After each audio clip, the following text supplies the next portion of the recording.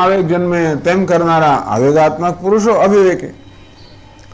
આવેગ જન્મે રાગ દ્વેષનો, પરંતુ આવેગને કાબુમાં રાખીને યોગ્ય છે એવું આચરણ કરનારા વિવેકી પુરુષો. અને જેમનો આવેગ જન્મતો જ નથી એવા મહાપુરુષો. તો કામ ક્રોધ વિયુક્તાનામ યતિનામ યતચેતસામ. આગળ 5મા અધ્યાયમાં આગળ પહેલા કહેવામાં આવ્યું કામ ક્રોધોદ્ભવમ વેગમ. તો કામ અને ક્રોધમાંથી જન્મતો વેગ સહન કરવા જે શક્તિમાન છે, યોગી છે. આ કોના માટે? જેનામાં કામ ક્રોધનો વેગ જન્મે છે. પણ કામ ક્રોધ વિયુક્તાનામ, જેમાં કામ અને ક્રોધનો વેગ જન્મતો જ નથી. 3 પ્રકારના લોકો કયા: ઇમ્પલ્સિવ, ડેલિબરેટ, સ્પોન્ટેનિયસ. અવિવેકી, વિવેકી અને વિદ્વાન.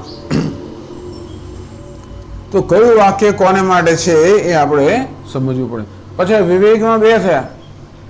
વિવેકી જે છે ને 2 વિભાગ પડ્યા: કર્મયોગી અને વિવિધિશા સંન્યાસ. તો અર્જુનને માટે આ સતત સંઘર્ષ ચાલે છે. વિવેકી તો છે, વિવેકી હોય તો પણ 2 વિભાગ છે. એક વિવેક એવો છે જેનો અંતઃકરણ શુદ્ધ છે, અને બીજો વિવેક એ છે અંતઃકરણ શુદ્ધ થયું નથી. એટલે વિવેકીને 2 કક્ષાઓ ગઈ. જેનું અંતઃકરણ હજી શુદ્ધ થયું નથી એના માટે કર્મયોગ, જેનું અંતઃકરણ શુદ્ધ થયું એના માટે જ્ઞાન યોગ. જ્ઞાન યોગીને સાંખ્યાનામ, કર્મયોગીને યોગીનામ. એટલે 4 જણ થયા ટૂંકમાં. આ 4માંથી કોને ઉદ્દેશને કયો શ્લોક કહેવાયો છે એ આપણે સમજવું પડે. પછી આપણે કઈ કક્ષામાં જે 4માંથી એ આપણે નક્કી કરવું પડે, અને એ પ્રકારે એ શ્લોક કેવી રીતે આપણે લાગુ પડે એ સમજવું જોઈએ ને બધું. તમને એમ કે શું ચર્ચા બધી કરે છે? તો કે નહીં, આ બધી ચર્ચા, કારણ કે આ તો આપણે માટે પ્રમાણ ગ્રંથ છે, માર્ગદર્શિકા છે ને. એમાંથી માર્ગદર્શન આપણે લેવું હોય તો આપણે પેલા નકશો ખરીદી, આખી ચોપડી આવે નકશાની, 50 નકશા અંદર. એમાં આપણે બી કયો નકશો જોવાનો? આપણે ક્યાં જવું છે, એ સ્થળ બતાવવાના, ક્યાંથી શરૂ કરવાનું છે એ બતાવવાનો નકશો આપણે જોઈએ ને. ગમે તે લક્ષ્યો લઈને પછી આપણે મંડી પડે તો ના ચાલે ને. તેવી રીતે એટલે કર્મિણ એવ અધિકૃતાન અપેક્ષા એતે વિકલ્પાહ ન તો જ્ઞાન નિષ્ઠાન વિત્થાયન સંન્યાસીન અપેક્ષા. આ બધા વિકલ્પો, પેલો ત્યાગ કરો, આ કરો, આ બધા વિકલ્પો કોને માટે છે? તો જે લોકોને હજી કર્મ કરવાની જરૂર છે, અર્થાત જેમનું અંતઃકરણ શુદ્ધ થયું નથી એવા વિવેકી લોકો. વિવેકી લોકો, પરંતુ જેમનું અંતઃકરણ શુદ્ધ થયું નથી, અને માટે અંતઃકરણ શુદ્ધ કરવા માટે જેમણે કર્મની જરૂરિયાત છે એમને માટેની આ ચર્ચા છે. વિવેકથી અંતઃકરણ શુદ્ધ થયું એવા વિવિધિશા સંન્યાસી માટે ચર્ચા નથી. તો જ્ઞાનને કારણે જે વિદ્વાન છે એની પાસે ચર્ચા નથી. પરંતુ વિવેકી છે, મુમુક્ષુ છે, પરંતુ હજી અંતઃકરણ શુદ્ધ થયું નથી અને માટે જેને કર્મ કરવાની જરૂર છે એવા સાધક માટે આ ચર્ચા છે. એટલે એમણે ખાસ ધ્યાન રાખવું છે. આમ કહે કે જો ધ્યાન રાખો, ફલાણા લોકો ધ્યાન રાખો, તમારા માટે આ છે, તેવું એમને કહેવામાં આવ્યું. જ્ઞાન યોગેન સાંખ્યાનામ નિષ્ઠા મયા પુરા પ્રોક્તા. પછી આગળ કહે છે જ્ઞાન યોગેન સાંખ્યાનામ નિષ્ઠા મયા પુરા પ્રોક્તા ઇતિ કર્મ અધિકારાત ઉપોદ્ધૃતાયે નતાન પ્રતિચિંતા. જ્ઞાન યોગી અને સાંખ્યાનામ, જે લોકો સાંખ્ય છે અર્થાત સંન્યાસીઓ છે, વિવેકી છે અને શુદ્ધ અંતઃકરણવાળા છે, એ લોકો હવે સંન્યાસ સાંખ્ય એટલે કે વિવિધિશા સંન્યાસી છે. એ લોકો તો જ્ઞાનની પ્રાપ્તિ માટે વરડા છે, એમની આ ચર્ચા નથી. મયા પરાપ્રોક્તા એ શ્લોકમાં જે 2 નિષ્ઠા કહેવામાં આવી, કર્મયોગની નિષ્ઠા અને જ્ઞાન યોગની નિષ્ઠા, તો જ્ઞાન યોગની નિષ્ઠાની ચર્ચા નથી. એ જે કર્મયોગની નિષ્ઠા કહેવામાં આવી એની ચર્ચા છે. કર્મ અધિકારાત ઉપોદ્ધૃતા, સાંખ્ય શબ્દ વાપરીને, સંન્યાસી શબ્દ વાપરીને કહ્યું કે એ તો કર્મયોગ, કર્મ માટેના અધિકારી નથી, અર્થાત કર્મની જરૂરિયાતથી મુક્ત થઈ ગયા છે અને માટે એમના વિશેની આ ચિંતા નથી. હજી જેમને કર્મ કરવાની જરૂર છે એવા કર્મયોગીઓ માટેની આ ચિંતન છે, આ ચર્ચા છે. તો પ્રશ્ન કરે છે, નનુ કર્મયોગેન યોગિના ઇતિ અધિકૃતાઃ પૂર્વં વિભક્તનિષ્ઠાઃ અપી ઇહ સર્વશાસ્ત્રોપસંહાર પ્રકરણે यथा विचार्यन्ते तथा सांख्याः अपि ज्ञाननिष्ठाः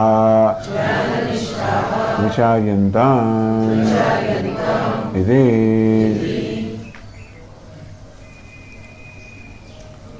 જો એ શંકરાચાર્ય બે નિષ્ઠાની વાત કરવામાં આવી, જ્ઞાન યોગે ને સાંખ્યાનામ, કર્મ યોગે ને યોગીનામ. એવું ત્રીજા અધ્યાયમાં કહેવામાં આવ્યું કે સાંખ્ય અર્થાત શુદ્ધ અંતઃકરણવાળા જે વિવિધ સંન્યાસીઓ છે એમના માટે જ્ઞાન યોગ, અને જે મુમુક્ષુઓ છે પણ અંતઃકરણ શુદ્ધ નથી એમના માટે કર્મયોગ. તો કે આમાં બેમાંથી માત્ર આ જે કર્મયોગ વાળા છે એમને માટેની ચર્ચા છે. એટલે પેલો કે એવું કેમ કર્મયોગે યોગીનામ અધિકૃતાઃ પૂર્વે ભક્તનિષ્ઠા આપી. તો જો આ બંને નિષ્ઠાઓની વાત કરવામાં આવી, એમાં જો કર્મયોગની નિષ્ઠાની ચર્ચા થતી હોય તો જ્ઞાન યોગની નિષ્ઠાની કેમ ચર્ચા નહીં? યથા વિચાર્યંતે સર્વશાસ્ત્રોપસંહાર પ્રકરણે. આ 18મો અધ્યાય છે ને એ સમગ્ર શાસ્ત્રના ઉપસંહારનું પ્રકરણ છે. આગળ કહેવામાં આવ્યું એવું જ ઉપસંહાર તમે કરો ને, છેલ્લે બધું કરો યાર, સમીક્ષા કરો ને, ત્યારે બધી વસ્તુની સમીક્ષા કરો ને. તો આ શાસ્ત્રની જ્યારે સમીક્ષા થઈ રહી હોય ત્યાર પછી જો આમ તો કર્મયોગીની બહુ ચર્ચા કરવામાં આવી છે, જ્ઞાન યોગીની બહુ ચર્ચા કરવામાં આવી છે આ બધા 17 અધ્યાય દરમિયાન. તો પણ સમીક્ષાની અંદર હવે વળી પાછા ભગવાન કર્મયોગની વગેરે ચર્ચા કરે છે. તો આ સમીક્ષાના પ્રકરણમાં જો આપ કર્મયોગની ચર્ચા કરતા હો તો કેમ જ્ઞાન યોગની ચર્ચા નહીં કરવાની? એવું કેમ નહીં? કરવી જ જોઈએ ને. આગળ કર્મયોગનો વિભાગ કર્યો, જ્ઞાન યોગનો વિભાગ કર્યો, વિભાગ તો થઈ ગયા. વિભાગ એટલે બંને સરખી કક્ષામાં આવી ગયા ચર્ચા માટે. તો આપ કહો છો કે એકની ચર્ચા નહીં કરવાની બીજાની કરવાની, એવું કેમ? પહેલાનો કહેવાનો ભાવ તો એ છે કે આ ચર્ચા પેલા સંન્યાસી માટે પણ છે. ટૂંકમાં કોઈ કેમ કહેવા માંગે છે કે આ તો સંન્યાસી માટેની ચર્ચા છે. એનું ધ્યાન કહેવાય કે સંન્યાસીઓની ચર્ચા નથી, આ કર્મયોગી માટેની ચર્ચા. ઘણા એમ કે ના ના સંન્યાસી તો શું થઈ ગયું, એને કામ તો કરવાનું જ, એવું માનનાર હોય બધા, એટલા માટે કહે છે. તેને પૂર્વ વિભક્ત નિષ્ઠા આપી ઇહ સર્વશાસ્ત્રોપસંહાર પ્રકરણે યથા વિચાર્યંતે. તો આગળ જેમની વ્યાખ્યા કરવામાં આવી એની પણ આ સમીક્ષાના પ્રકરણમાં તમે વળી પાછો આગળ ચર્ચા કરો, વિચાર કરો છો. તથા સાંખ્યા આપી જ્ઞાન નિષ્ઠા વિચાર્યંતા. તેવી રીતે જે જ્ઞાનમાં નિષ્ઠા ધરાવનારા જે સાંખ્ય છે, વિવિધ સંન્યાસીઓ છે, એ પાછા સંન્યાસી પણ બે કક્ષાના થયા ને. એક વિવિધિશય સંન્યાસી અને બે વિદ્વત સંન્યાસી. તો સંન્યાસીની પણ ચર્ચા કેમ ન થાય? આ પ્રકરણો થવી જોઈએ. તેથી આ બધા શ્લોકો માત્ર કર્મયોગીને ધ્યાનમાં રાખીને કહેવા જેવું આપ કહો છે બરોબર નથી. આ શ્લોકો તો કર્મયોગી અને જ્ઞાનયોગી બધાને ધ્યાનમાં રાખીને કહેવામાં આવે. એવું કેમ નહીં? એવું કેમ નહીં? તો ઉત્તર આપે છે ન તેષાં મોહ દુઃખ નિમિત્ત ત્યાગ અનુપપત્તેઃ.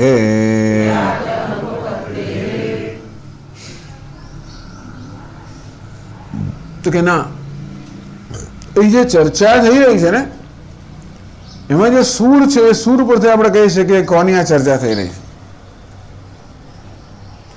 જે પ્રકારની ચર્ચા થઈ રહી છે, જે વસ્તુ કહેવામાં આવવાની છે એ બધી આપણે નક્કી કરી કોને લાગુ પડશે.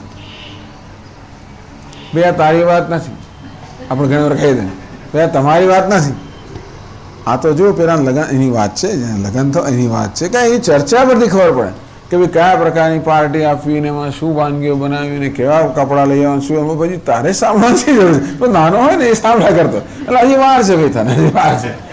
એટલે તારે માટે નથી, એ ખબર પડી કે કોને માટે ચર્ચા થઈ રહી છે. એવી રીતે અહીં પણ કોને માટે ચર્ચા થઈ રહી છે નક્કી કરવું પડે ને. એટલે એ ચર્ચાના વિષય પરથી ખબર પડે કે આ કોને માટે ચર્ચા. તેમ ભગવાન હવે પછી એ કહેવાના છે. ભગવાન કહે છે કે ઘણી વાર લોકો કર્મની કિંમત ન સમજવાને કારણે મોહથી ત્યાગ કરી દેતા હોય છે. મોહથી એટલે અવિવેકથી ત્યાગ કરી દે, કિંમત ન સમજવાને કારણે. અને ઘણા લોકો બહુ ક્લેશ થાય કર્મ કરવામાં. એટલા માટે સંન્યાસી બનવાના જાત જાતના કારણો હોય છે. એક કારણ એવું હોય છે કે ભાઈ છોડો ને કોણ કકડાટ માથાકૂટ છોડો, પ્રી મેચ્યોર લઈ લે રિટાયરમેન્ટ, ચલો સંન્યાસી થઈ ગયા. તો બહુ દુઃખ પડે છે, સંઘર્ષ મારે છોડી દેનારા લોકો છે. અથવા જે લોકોનો વિવેક નથી કે કર્મ કરવાથી જીવનમાં કયા પ્રકારની ઉન્નતિ પ્રાપ્ત થાય છે. ઘણા લોકોને એમ હશે કે આધ્યાત્મિક ઉન્નતિ કરવી છે, મારે કર્મનો ઉપયોગ ના થાય એવું માનનારા લોકો હોય.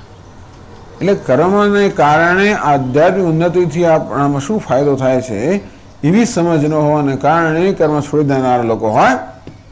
તમોગુણી માણસો, વિચાર ના કરી શકનારા, અને બીજા લોકો અનુકૂળ નથી માટે છોડી દેનારા હોય. એવું ભગવાન કહેવાય. આવું કોણ કરે? કોઈ વિદ્વત સંન્યાસીને કંઈ કાય ક્લેશ તો હોતો નથી, એનો અવિવેક હોતો નથી, પણ એની ચર્ચા ના હોય. સંન્યાસીમાં તો વિવેક છે.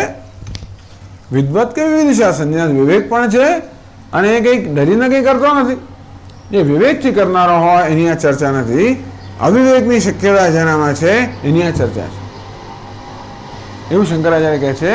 તો પછી જે આવે છે ચર્ચા, એ ચર્ચાને ધ્યાનમાં લેતા આપણે કહી શકીએ કે અવિવેકની શક્યતા જેનામાં છે એની આ ચર્ચા છે. જે વિવેકમાં નિષ્ઠ છે એની માટે ચર્ચા નથી. એટલે કહ્યું તેષામ મોહ દુઃખ નિમિત્ત ત્યાગ અનુપત્તે. જે સંન્યાસીમાં મોહ જન્મે કે દુઃખ મોહને કારણે સમજ્યા કર્યા વગર છોડી દે, દુઃખ ક્લેશ છે મારે છોડી દે, એ પ્રકારના કર્મ ત્યાગ એમની માટે સંભવિત નથી. એટલે આ ત્યાગ છે ને એ ત્યાગ ભગવાન વળી પાછા એની વધારે ચર્ચા કરશે. સાત્વિક ત્યાગ, રાજસ ત્યાગ, તામસ ત્યાગ. તો આ પ્રકારના ત્યાગની સંભાવના જેનામાં એની આ ચર્ચા છે ને. તામસ ત્યાગ ક્યારે, તમોગુણી ત્યાગ ક્યારે હોય? જ્યારે વિવેક ના હોય ત્યારે. રજોગુણી ત્યાગ ક્યારે હોય? જ્યારે તકલીફ ના લેવી હોય ત્યારે. સમજ પડે છે પણ નથી કરવા, તકલીફ નથી લેવી. અને સાત્વિક ત્યાગ ત્યારે હોય જ્યારે વિવેક હોય ત્યારે. એટલે જેનામાં વિવેક ના હોય એટલે એવા લોકોની આ વાત છે. એટલે સંન્યાસીઓ આ કક્ષામાં ના આવી શકે. તેષામ મોહ દુઃખ નિમિત્ત ત્યાગ અનુપત્તે હે. મોહથી થયેલો ત્યાગ કે દુઃખ થયેલો ત્યાગ આ પ્રકારની સંભાવના એ સંન્યાસીઓમાં નથી. મળા ચર્ચા માત્ર કર્મયોગી અથવા કર્મના અધિકારીઓ માટે છે.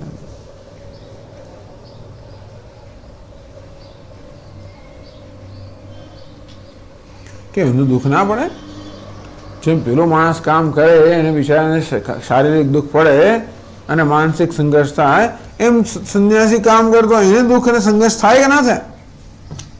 તો કે છે ન કાય ક્લેશ નિમિત્તાની દુઃખાની સાંખ્યાઃ આત્મનિ પશ્યન્તિ ઈચ્છાદીનાં ક્ષેત્રધર્મત્વેન એવ દર્શિતત્વાत्. તો કે નહીં, જે સાંખ્ય લોકો છે અર્થાત જે જ્ઞાની પુરુષો છે, એટલે જે લોકોને આત્માનો વિવેક છે એ લોકો કાય ક્લેશ નિમિત્તાની દુઃખાની સાંખ્યા ન આત્મનિ પશ્યંતિ. એ લોકો જાણે છે કે ભાઈ શરીરમાં દુઃખ હોય ખરું, પણ શરીરના દુઃખથી માણસને દુઃખ ના રહે. આત્મા દુઃખી રહે તો જ આપણે દુઃખી થઈએ. આપણે સુખી કે દુઃખી ક્યારે થઈએ? જ્યારે વસ્તુ આત્મા સાથે, હું સાથે જોડાય ત્યારે. એ સિવાય આપણને કંઈ અસર ના થાય. દુનિયામાં ગમે તેટલું ચાલતું હોય બધું, બિહારમાં આટલું થયું ને પેલું આમ થાય, આપણે અડગતું નથી કશું, આપણે કંઈ દુઃખ નથી થતું. પણ અમદાવાદમાં કશું થાય તો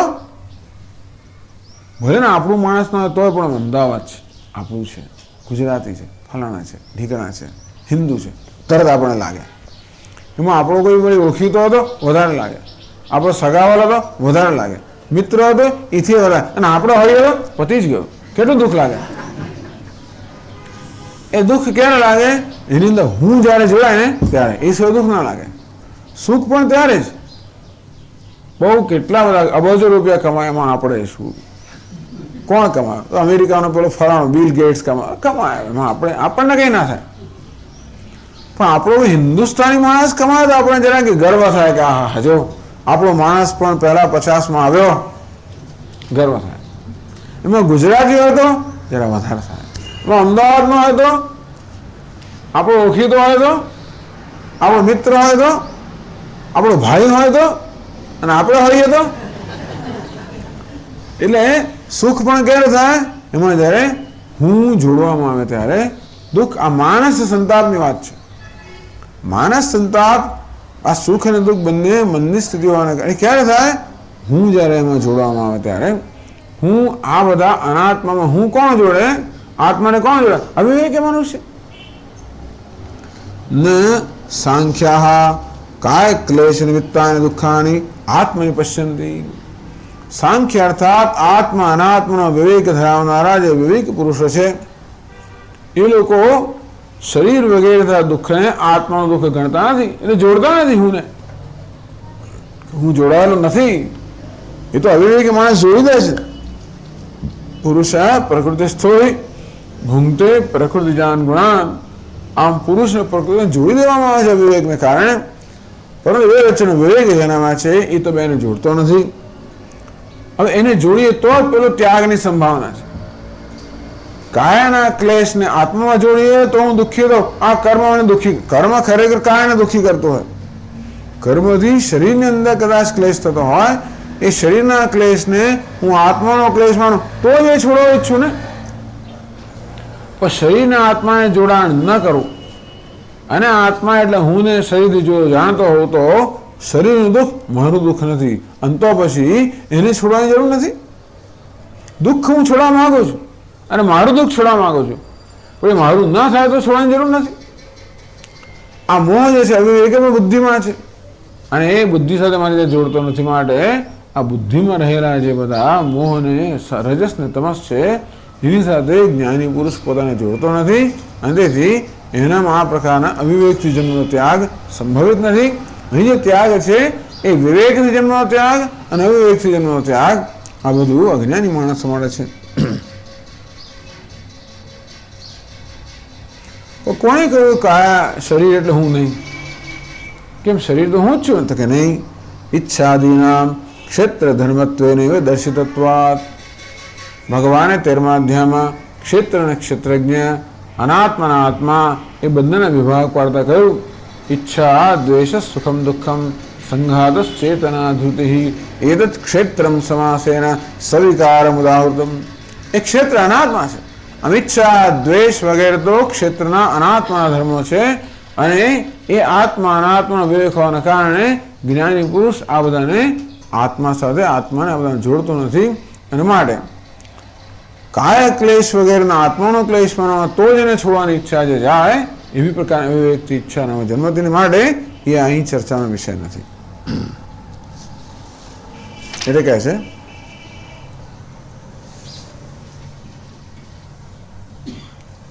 અતઃ તે ન કાય ક્લેશ દુઃખ ભયા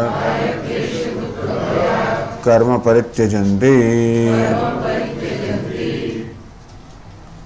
એટલે એ લોકો કર્મનો ત્યાગ કરવો બીજા હેતુથી કરે, પરંતુ કાયાના ક્લેશના ભયને કારણે, ક્લેશ થતો હોય તો ક્લેશનો ભય હોય ને, એને ક્લેશ થતો નથી.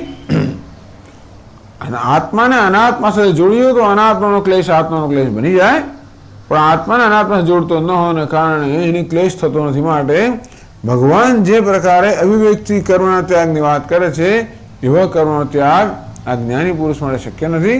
માટે એ અહીં ચર્ચાનો વિષય નથી. ચાલો ભાઈ, શરીરમાં ક્લેશ નથી માટે એને શરીર સાથે આત્માને જોડતો નથી, માટે એ આત્મામાં ક્લેશ નથી. પણ આત્મા કર્મ તો કરે છે ને, તો કર્મ કરતો થાકી જાય કે નહીં બિચારો આત્મા? તો કહે છે નાપી તે કર્માણિ આત્મનિ પશ્યન્તિ યેન નિયતમ કર્મ મોહાત પરિત્યજેયુઃ. ના ના, પેલો દુઃખ વગેરે આત્મામાં નથી તો નથી, પણ કર્તૃત્વ પણ આત્મામાં નથી. ના પીતે કર્માણી આત્મની પશ્યંતિ, એ લોકો કર્મ પણ આત્માનો ધર્મ માનતા નથી. નૈવ કિંચિત કરોમીતિ યુક્તો મન્યેત તત્વવિદ. આ તત્વવિદ જે યોગી છે તો કહે છે હું કાંઈ જ કર્મ કરતો નથી. ઇન્દ્રિયાણી ઇન્દ્રિયાર્થેષુ વર્તન્તે ઇતિ ધારયન. આ કર્મ થઈ રહ્યો છે ત્યારે ઇન્દ્રિયો પોતાના વિષયમાં પ્રવૃત્ત થઈ રહી છે, હું કંઈ કર્મ કરતો નથી. એટલા માટે હું કર્મ કરતો થાકી જાય, જે કર્મ કરે ત્યાં થાક લાગે ખરો, પણ એ કર્તૃત્વ જ્યારે ના હોય આત્મામાં ત્યારે એ રીતે પણ આત્મા એની માટે કોઈ ક્લેશ નથી. ના પીતે કર્મણી આત્મની પશ્યંતિ, એ લોકો કર્મને પણ આત્મામાં જોતા નથી હતા, આત્મામાં એનું કર્તૃત્વ બુદ્ધિ નથી. યેન નિયતમ કર્મ મોહાત પરિત્યજેયુઃ. અંતો પછી આત્માને ક્લેશ થાય, અંતો પછી મોહને કારણે કર્મનો ત્યાગ કરે, પણ એ પ્રકારનો ત્યાગ પણ એમનામાં સંભવિત નથી, કારણ કે એ લોકો આત્માને અકર્તા જાણે છે.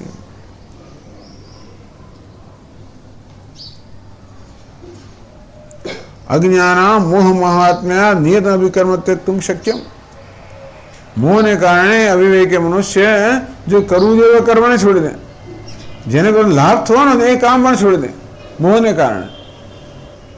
ન તત્વવિદામ, પણ જે તત્વજ્ઞાની પુરુષો છે એમનામાં આ પ્રકાર અવિવેકની સંભાવના નથી. સ્વાત્મની કર્મ અદર્શનેન તત્યાગે હેતુ અભાવાત. એ તો કર્મ ત્યાગ જ એમ નથી. કર્મ કરતા હોય તો ત્યાગ કરવાનો પ્રશ્ન આવે ને. કર્મના ત્યાગનો પ્રશ્ન જ કોને આવે? જે કર્મ કરતું હોય તેને.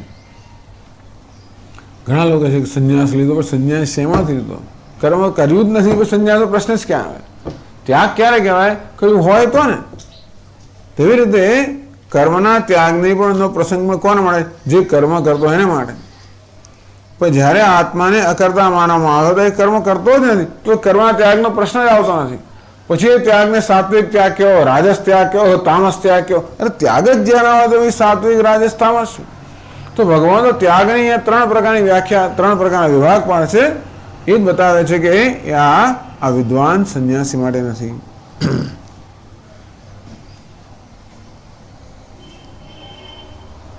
એ જ કહે છે.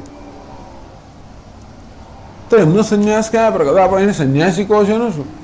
આપ તો કહો છો કર્મનો ત્યાગ કરતો જ નથી, તો એને સંન્યાસી કેમ કહેવાય? પેલો વિદ્વાન સંન્યાસીને સંન્યાસી કેમ કહેવાય? એનો સંન્યાસ કયા પ્રકારનો છે એ કહે છે.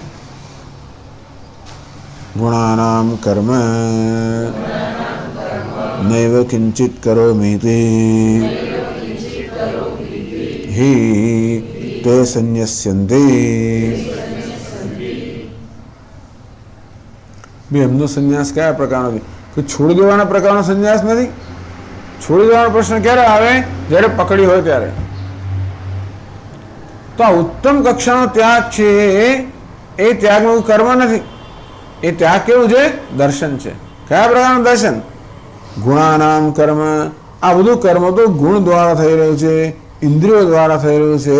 સત્વ, રજસ, તમસ એ 3 ગુણોમાંથી બનેલી ઉપાધિ દ્વારા સર્વ કર્મ થઈ રહ્યું છે. નૈવ કિંચિત કરોમીતિ, હું તો કંઈ કર્મ કરતો નથી, સર્વ મારી સન્નિધિમાં થઈ રહ્યું છે. ઇતિ હિતે સંન્યસ્યન્તિ. એમના સંન્યાસનો પ્રકાર કેવો છે કે આત્મા હું અકર્તા છું. બસ એ દર્શન એટલે એમના માટે સંન્યાસ. એમનો સંન્યાસ કોઈ કર્મ નથી.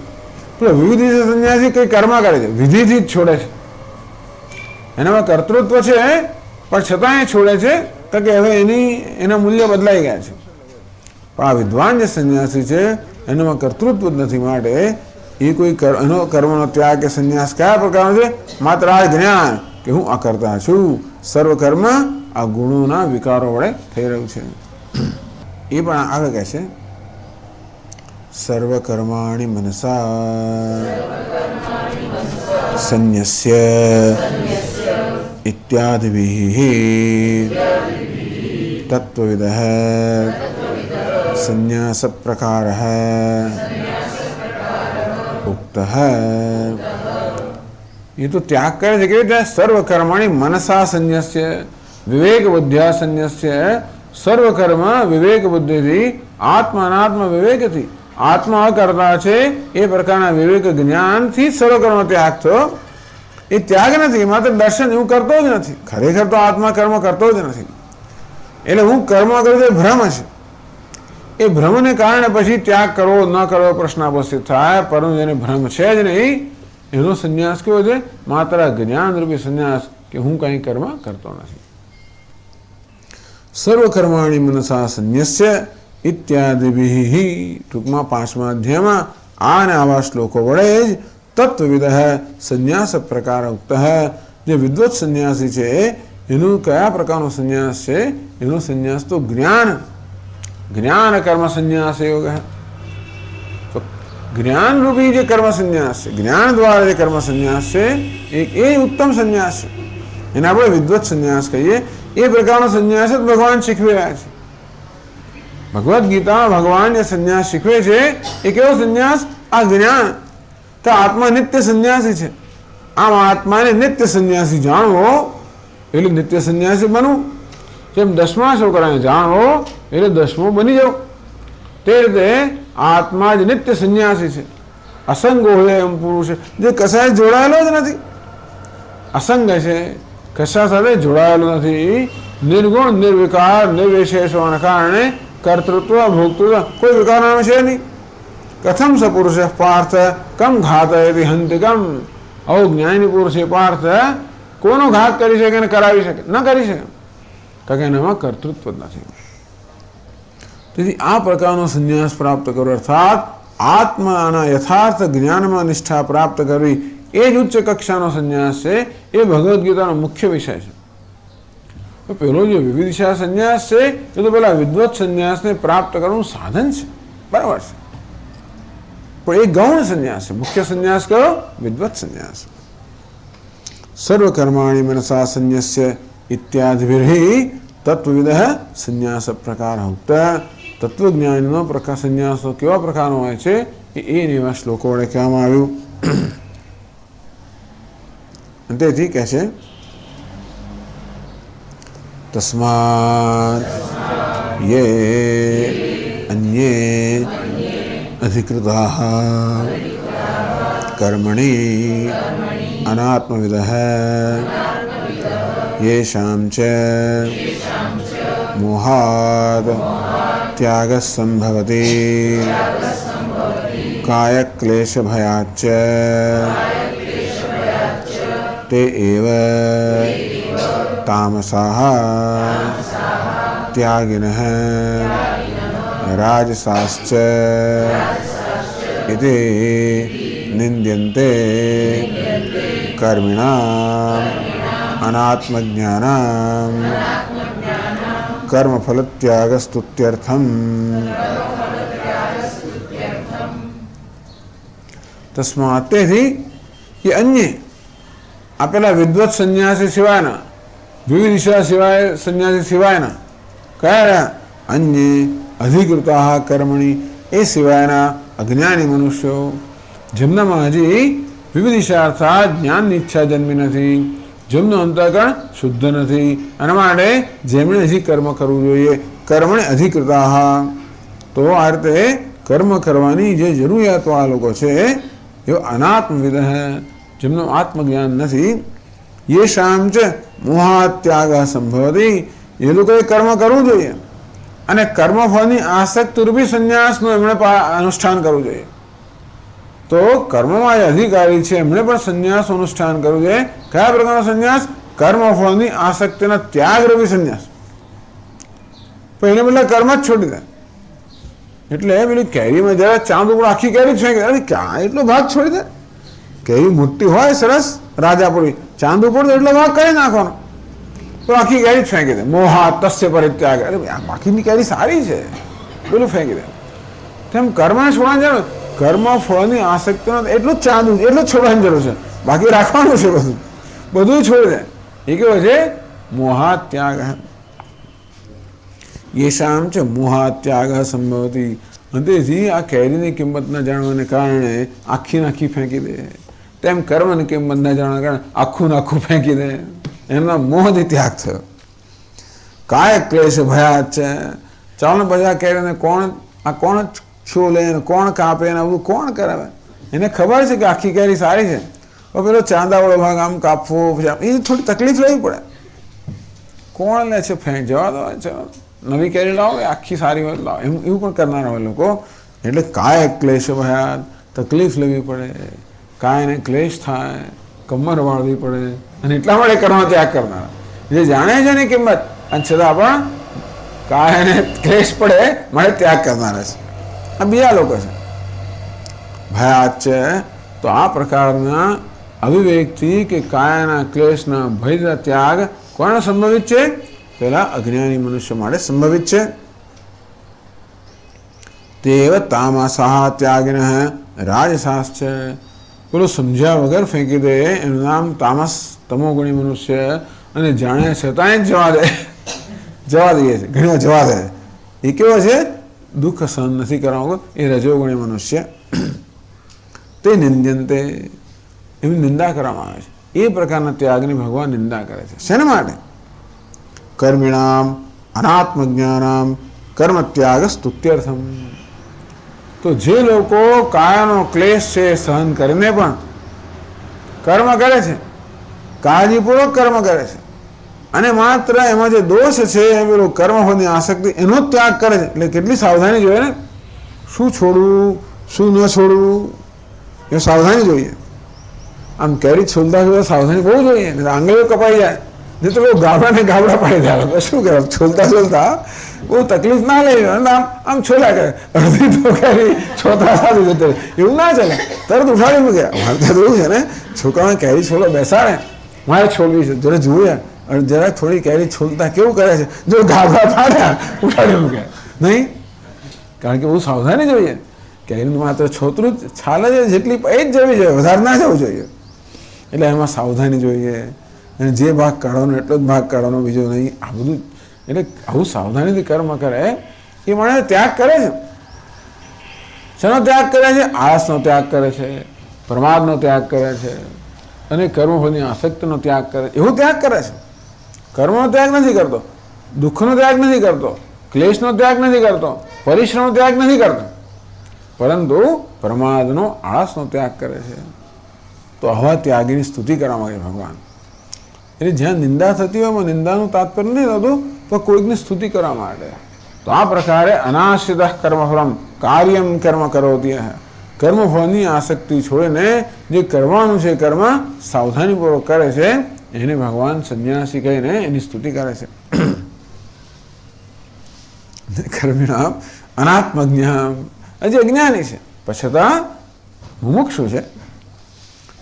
કર્મફળ ત્યાગ સ્તુત્યર્થમ, એ કર્મનો ત્યાગ નથી કરતા, કર્મના ફળનો એટલે કર્મના ફળની આસક્તિનો ત્યાગ કરે છે. તો એ પ્રકારના વિવેકી જે મનુષ્યો છે, સિન્સિયર જેને કહેવાય, સંનિષ્ઠ,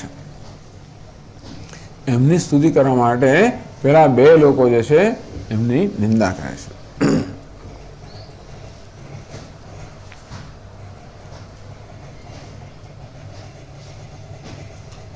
એટલે સંન્યાસની નિંદા થઈ રહી ભાઈ વાત. આગળ જોઈશું આપણે કે ત્યાગની નિંદા થાય છે ને. મોહાત તસ્ય પરિત્યાગ તામસ પરિકીર્તિત. આ મોહને કારણે કર્મ ત્યાગ કરો, તામસ ત્યાગ છે. સકૃત્વા રાજસમ ત્યાગમ નૈવ ત્યાગ ફલમ લભેત. આ રાજસ ત્યાગ છે, કાય ક્લેશના ભય થયેલો, એમાં ત્યાગનું ફળ એમ કરીને ત્યાગની નિંદા કરે. હવે ત્યાગની કે સંન્યાસી નિંદા ક્યાં થાય? નિંદા કરવા યોગ્ય હોય તો ને પેલા વિદ્વત સંન્યાસીનો સંન્યાસી નિંદા કરવા યોગ્ય છે જ નહીં. અથવા એવો સંન્યાસી જે નિંદા પણ થઈ શકે, એવી જાતના સંન્યાસી. વિદ્વત સંન્યાસી હોય, વિવિધિશા સંન્યાસી હોય, એનો સંન્યાસ નિંદા કરવા યોગ્ય જ નથી. એ પણ કહે છે આગળ, સર્વારંભ પરિત્યાગી મૌની સંતુષ્ટો યેન કેનચિત અનિકેત સ્થિરમતિઃ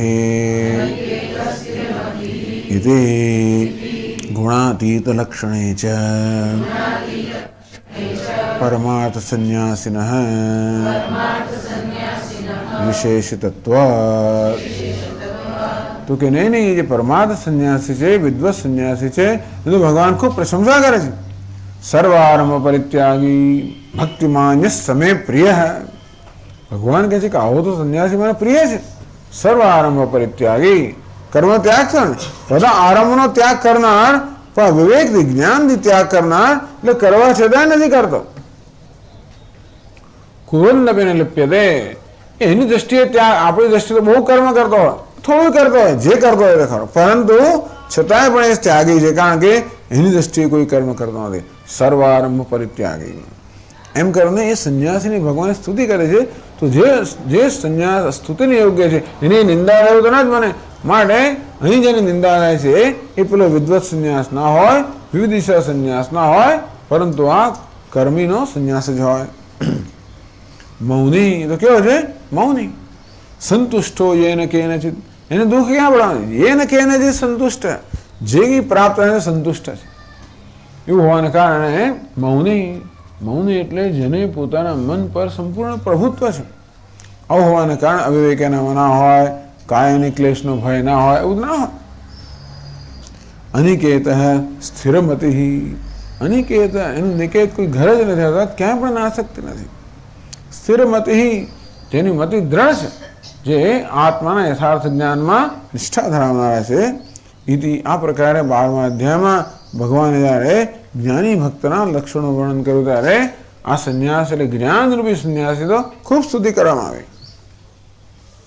14મા અધ્યાયમાં કર્યું ગુણાતીતસ્ય ઉચ્યતે સમ દુઃખ સુખ સ્વસ્થ સમલોષ્ટાશ્મકાંચન તુલ્ય પ્રિયા પ્રિયો ધીર તુલ્ય નિંદાત્મ સંસ્તુતિ માનાપમાનયોસ્તુલ્ય તુલ્યો મિત્રાય પક્ષયો સર્વારંભ પરિત્યાગી ગુણાતીતસ્ય ઉચ્યતે.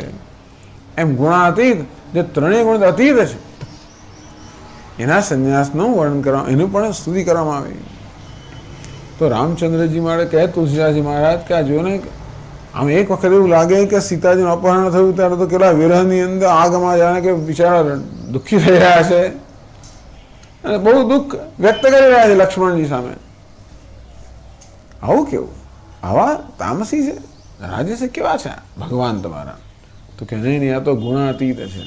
અને એમને માટે તેથી તમો ગુણ ધારણ કરીને આવી લીલા કરે, રજો ગુણ ધારણ કરીને પેલી લીલા કરે. સ્વયં કેવા છે? ગુણાતીત છે. એટલા માટે પેલું જંગલ ગયું, પ્રસંગ પૂરો થયો, વિરહ જતો ત્યાં થોડી પ્રસન્ન થઈ ગયા. બાકી તો ક્યાંનું ક્યાં સુધી રહે, પણ આ તરત પ્રસન્ન ક્યાં થઈ જાય? તરત પ્રસન્ન ક્યારે થઈ શકે? જ્યારે વસ્તુ ખંખેરી શકે ત્યારે જ ને. આરામથી સર્વ પંપા સરોવર કિનારે વૃક્ષ નીચે લક્ષ્મણ સાહેબ બેસીને સરસ સરસ ચર્ચાઓ કરી રહ્યા. ઋષિ મુનિઓ આવે, ચર્ચા ચાલતી હોય, પ્રસન્ન છે.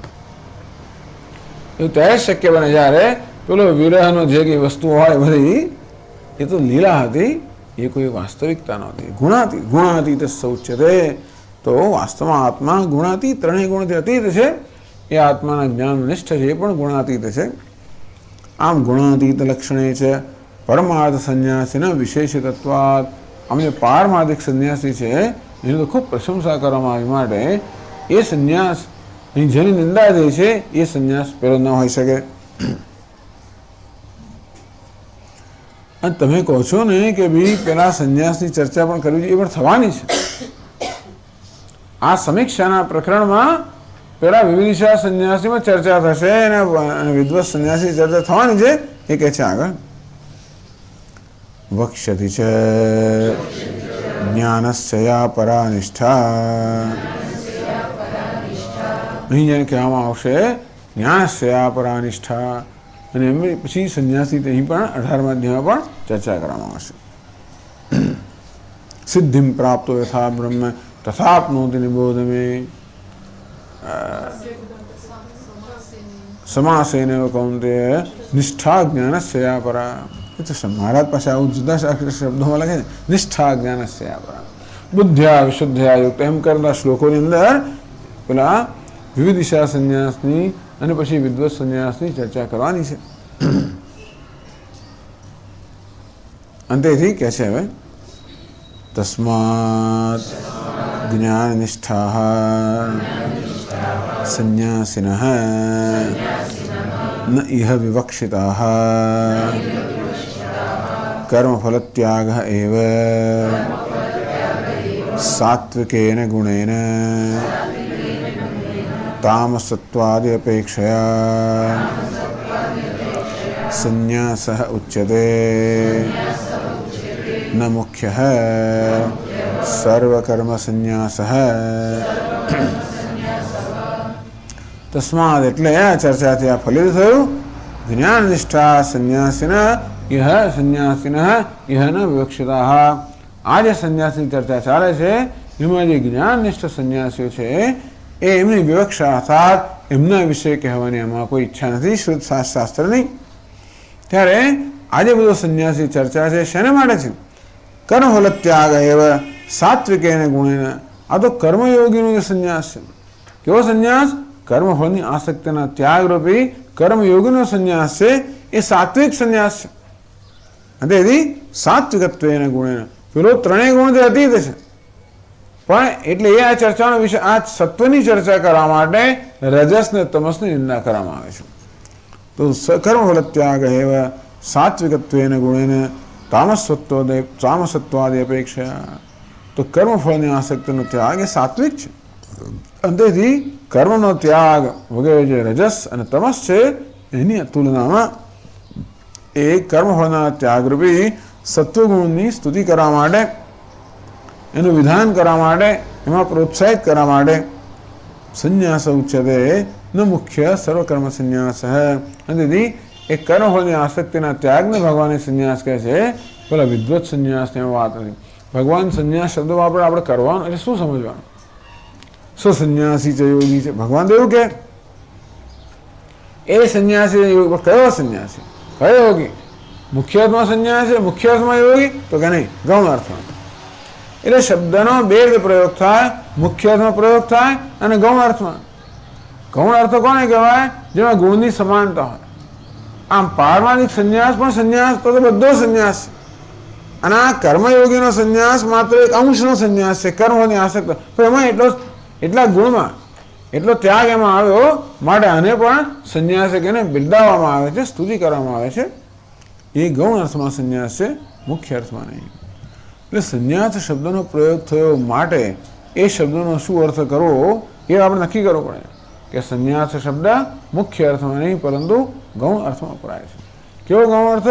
પેલી કર્મફળની આસક્તિના ત્યાગને જ અહીં ભગવાન સંન્યાસ કહીને બિરદાવે છે. કારણ કે અહીંયા કર્મયોગી માટેની ચર્ચા છે.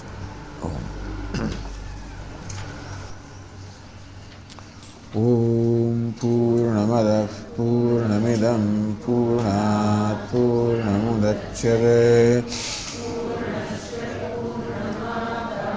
પૂર્ણમેવાવશિષ્યતે. ઓમ શાંતિ શાંતિ શાંતિ. શંકરં શંકરાચાર્યં કેશવં બાદરાયણં સૂત્રભાષ્યકૃતૌ વંદે ભગવन्तૌ પુનઃ પુનઃ. ઈશ્વરો ગુરુરાત્મેતિ મૂર્તિભેદવિભાગિને વ્યોમવદ્વ્યાપ્તદેહાય દક્ષિણામૂર્તયે નમઃ. ઓમ શાંતિ શાંતિ શાંતિ. હરિ ઓમ શ્રી ગુરુભ્યો નમઃ. હરિ ઓમ.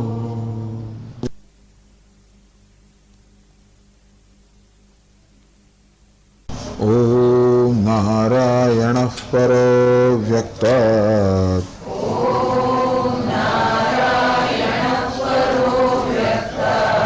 અંડમવ્યક્તસંભવम्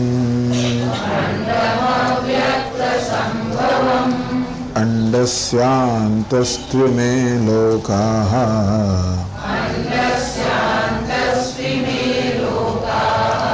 સપ્તદ્વીપા ચ મેદિની.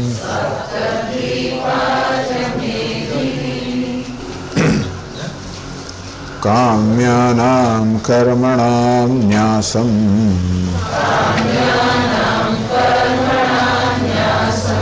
સંન્યાસં કવયો વિદુઃ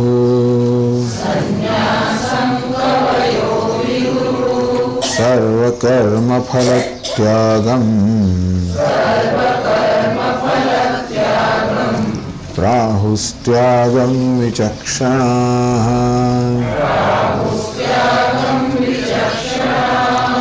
ત્યાજ્યં દોષવદિત્યેકે કર્મ પ્રાહુર્મનીષિણઃ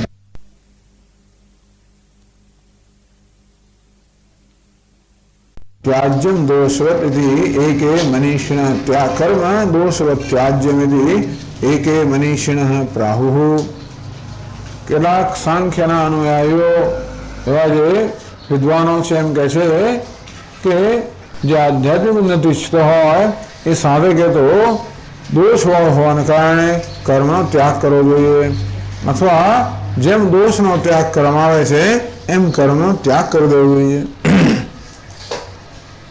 यज्ञ दान तपः कर्म न त्याज्यमिति अपरे जયારે બીજા વિદ્વાનો એમ કહે છે કે નહીં ભલે દોષવાળું કર્મ હતો પણ યજ્ઞ દાન અને તપસ્યા એ નિત્ય નૈમિત કર્મનો ત્યાગ ન જ કરવો જોઈએ એવું બીજા મનીષીઓ અર્થાત બીજા વિદ્વાનો કહે છે મીમાંસક પક્ષવાળા તો પછી પ્રશ્ન ઉપસ્થિત થયો કે આ કોને ઉદ્દેશને કહેવામાં આવે છે કોને આ છોડવું જોઈએ અને કોને આ છોડવું જોઈએ એટલે કે બધું જ કર્મ છોડી દેવું જોઈએ પહેલા કહ્યું કે કામ્ય કર્મનો ત્યાગ એટલે કે સંન્યાસ અને બધા કર્મના ફળનો આસક્તિનો ત્યાગ એટલે કે ત્યાગ પછી દોષ વાળો હોવાના કારણે બધું જ કર્મ છોડી દેવું જોઈએ તો કે યજ્ઞ દાન તપઃ કર્મ ન છોડવું જોઈએ આવા જેવા વિકલ્પો જુદા જુદા વિદ્વાનો આપે છે કોને માટે આપે છે તો શંકરાચાર્ય ચર્ચા કરી કે આ કોઈ જે વિદ્વત સંન્યાસી છે અર્થાત જે બ્રહ્મનિષ્ઠ છે અને એ જ્ઞાનને કારણે વિદ્વત સંન્યાસી છે એને માટે આવા વિકલ્પ ના હોય કારણ કે એ તો બધા વિકલ્પોથી પર છે એટલું નહીં પરંતુ જે વિવિધિશા સંન્યાસી અર્થાત જેનો અંતઃકરણ શુદ્ધ છે જેનો વિવિધિશા જિજ્ઞાસા જાગૃત થઈ છે અને તેથી શાસ્ત્ર વિચાર અર્થે જેને સંન્યાસ ગ્રહણ કર્યો છે એની માટે પણ આ ચર્ચા કારણ કે એનામાં પણ કર્મ છોડવું ના છોડવું એવું કોઈ સંભાવના રહી નથી કારણ કે એને એવું સમજીને જે કંઈ છોડવું છે સમજીને છોડેલું છે આ તો જેમનામાં સમજનો અભાવ હોવાની સંભાવના છે એવા લોકો માટે આ વિકલ્પ છે અર્થાત કર્મ કરવાની જેને જરૂરિયાત છે અને માટે એ કર્મના અધિકારી છે એ લોકોમાં કર્મ વિશે કદાચ સાચો ખ્યાલ હોય કે સાચો ખ્યાલ ન પણ હોય તો કર્મની જરૂરિયાતવાળા જો કર્મના મૂલ્યને બરોબર સમજતા હોય તો એ કર્મ કરે ન સમજે છોડી પણ દે અથવા અનુકૂળ ના હોય માટે છોડી દે આ પ્રકારની સંભાવનાઓ કર્મના અધિકારીઓ માટે છે અને તેથી આ જે ચર્ચા થઈ રહી છે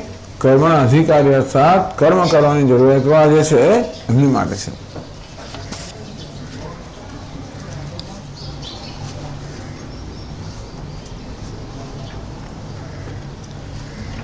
तस्माद् ये अन्ये अधिकृताः कर्मणि अनात्मविदः येषां च मोहात् त्यागः सम्भवति कायक्लेश भयाच्च अंतेથી જે અનાત્મવિદઃ અર્થાત આત્માનું જ્ઞાન જેમને નથી કર્મની અધિકૃતાઃ અને માટે કર્મ કરવાની જેમને આવશ્યકતા છે એવા જે છે એ લોકોમાં કદાચ સત્વ રજસ તમસ એ ત્રણ ગુણની પ્રધાનતાને કારણે કર્મ વિશે જુદો જુદો અભિપ્રાય હોઈ શકે જો તમોગુણની પ્રધાનતા હોય તો મોહા ત્યાગ સંભવતી મોહને કારણે કર્મને છોડી દે એનું મૂલ્ય ન જાણવાને કારણે કાય ક્લેશ ભયાચ ત્યાગ સંભવતી રજોગુણ હોય તો તસદી લેવી પડે શ્રમ થાય કાયનો ક્લેશ થાય મળે કર્મ છોડી દે તો આવી જાતના ત્યાગીઓ છે એ તામસાહ રાજસાસ્ત્ર ત્યાગીન આમ તામસ ને રાજસ, તમોગુણ ને રજોગુણની પ્રેરણા ત્યાગ કરનાર લોકોની નિંદા કરવામાં આવે છે. અનાત્મ જ્ઞાનામ કર્મફલ ત્યાગ સ્તુત્યર્થમ.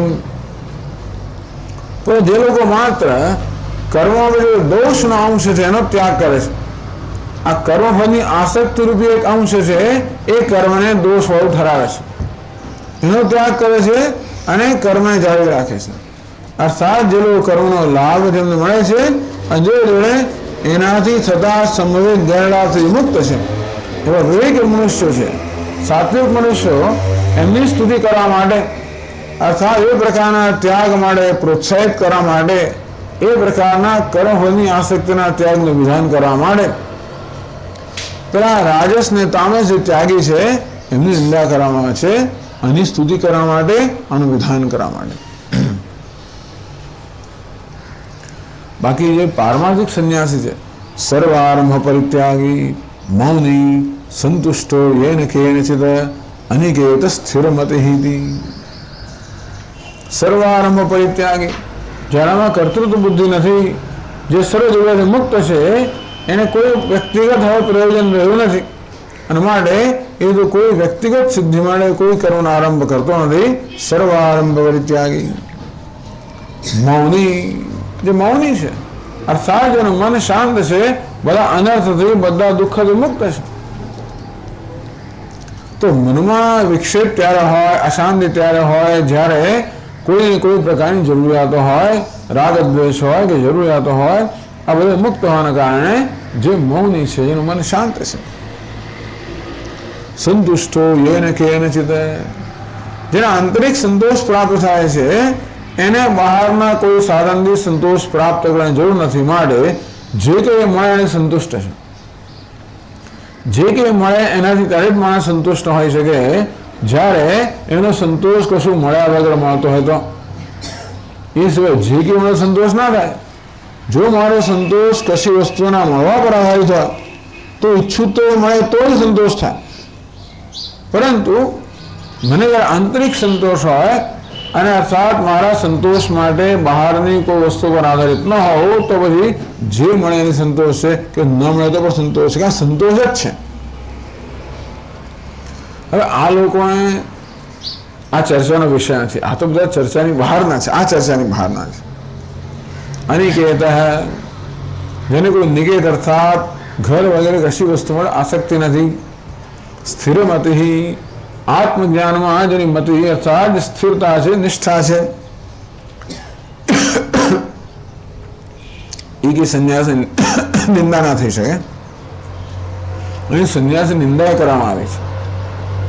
તો કયો સંન્યાસ નિંદા યોગ્ય છે? પેલો રાજ સંન્યાસ, તામસ સંન્યાસ નિંદા યોગ્ય છે. આ સંન્યાસ ક્યારે નિંદા યોગ્ય ન હોય, કારણ કે આ તો જીવનનું ધ્યેય છે. ગુણાતીત લક્ષણી છે પરમાર્થ સંન્યાસના વિશેષિતત્વાત. અને 14મા અધ્યાયમાં ગુણાતીતની જયારે વાત કરી ત્યારે પણ પરમાર્થ સંન્યાસી શ્રેષ્ઠ છે એવું કહેવામાં આવ્યું. વક્ષ્યતિ છે, આ અધ્યાયમાં કહેવામાં આવશે જ્ઞાનસ્ય પરાનિષ્ઠા. જ્ઞાનની પરાનિષ્ઠા કઈ છે પ્રકારે આ સંન્યાસ અહીં વાત કરવામાં આવશે. તસ્માત જ્ઞાનિષ્ઠા સંન્યાસિનઃ નહિ વિવક્ષિતાઃ. અને માટે આ બધા પ્રારંભના શ્લોકમાં જેને ઉદ્દેશને ચર્ચા કરવામાં આવે છે, આ બધા વિકલ્પો આપવામાં આવે છે અને જેમને વિધાન કે નિષેધ જેને આદેશ આપવામાં આવે છે એ બધા પેલા જ્ઞાનનિષ્ઠ સંન્યાસીઓ નથી. એટલું જ નહીં, પરંતુ વિવિધિશા સંન્યાસી પણ નથી, કારણ કે એ પણ કર્મના અધિકાર અર્થાત કર્મની જરૂરિયાતમાંથી મુક્ત થઈ ગયા છે. કર્મફલ ત્યાગ હેવ સાત્વિકત્વેન ગુણેન તામસત્વાદી અપેક્ષા સંન્યાસ ઉચ્યતે. ન મુખ્ય સર્વકર્મ સંન્યાસ. તો ભગવાન સંન્યાસ શબ્દ વાપરે છે એનું શું? તો કે સંન્યાસ શબ્દ વાપરે છે માત્ર આ એની સ્તુતિ કરવા માટે. એ મુખ્ય અર્થમાં સંન્યાસ છે, કર્મયોગીની સ્તુતિ કરવા માટે ભગવાન અને સંન્યાસિકોને બિરદાવે છે. એ મુખ્ય અર્થમાં સંન્યાસની છતાં પણ સંન્યાસના કંઈક ગુણ એનામાં છે. કર્મફલ ત્યાગ, કર્મ કરે છે અને છતાં કર્મફળની આસક્તિનો ત્યાગ કરે છે. અને એટલા હજી એને કર્મની જરૂરિયાત છે. એટલે પૂરેપૂરો સંન્યાસ બન્યો નથી, પણ કર્મ ફળની જરૂરિયાતથી મુક્ત થયો છે. વિવેકને કારણે એ પ્રકારનો ત્યાગ કરતો હોવાને કારણે એને સંન્યાસીનું બિરુદ આપે અને એની પ્રશંસા કરે છે. અર્થાત અહીં સંન્યાસ શબ્દ ગૌણ અર્થમાં વપરાયો છે, મુખ્ય અર્થમાં. એટલે ભગવાન આ શ્લોકોમાં અને પછીના શ્લોકોમાં જે સંન્યાસ શબ્દનો પ્રયોગ કરે છે કે ત્યાગ શબ્દનો પ્રયોગ કરે છે, એને કયા અર્થમાં સમજવો? તો કે મુખ્ય અર્થમાં સમજવાનો નથી, ગૌણ અર્થમાં સમજવાનો છે. ન મુખ્ય है सर्वकर्म संन्यास है.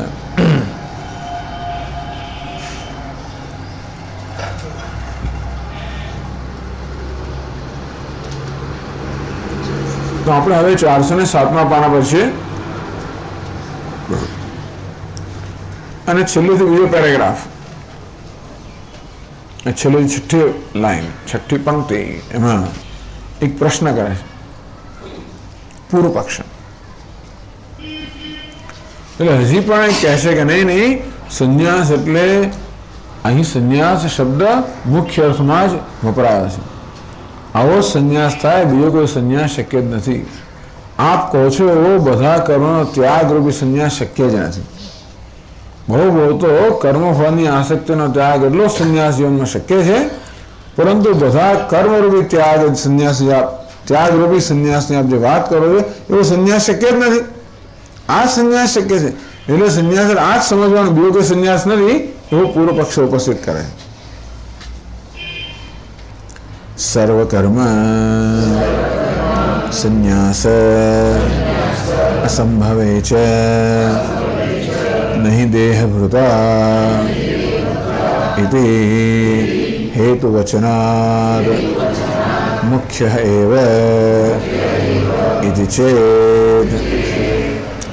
જો 11મો શ્લોક કરો, 11મો.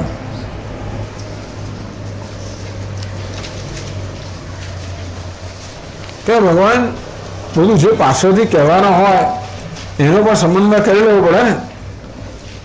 નહીં તો એવું છે ને, એક શ્લોકની વ્યાખ્યા કરીને તમામ બધું સિદ્ધ કરો, બીજા શ્લોકનું ઉલટું જ નીકળે, પછી એવું થાય. એટલા માટે એક શ્લોકની વ્યાખ્યા કરતી વખતે બીજા બધા શ્લોકોને ધ્યાનમાં રાખવા પડે. સ્વામી દયાનંદજી મહારાજ કહે કે ભાઈ શ્રવણની તો આવશ્યકતા છે જ. કેમ? એટલે ગુરુમુખથી શાસ્ત્રોનું શ્રવણ કરવું પડે. સ્વતંત્રતાથી શાસ્ત્ર અન્વેષણ ન થાય, ગુરુમુખથી શાસ્ત્રનું શ્રવણ કરવું. કેમ?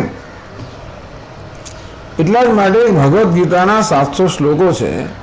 કોઈ પણ એક શ્લોકનો અર્થ બરોબર સમજવા માટે બાકીના બધા શ્લોકોનો અર્થ પણ જાણવું જોઈએ, તો જ આ અર્થ ન સમજાય.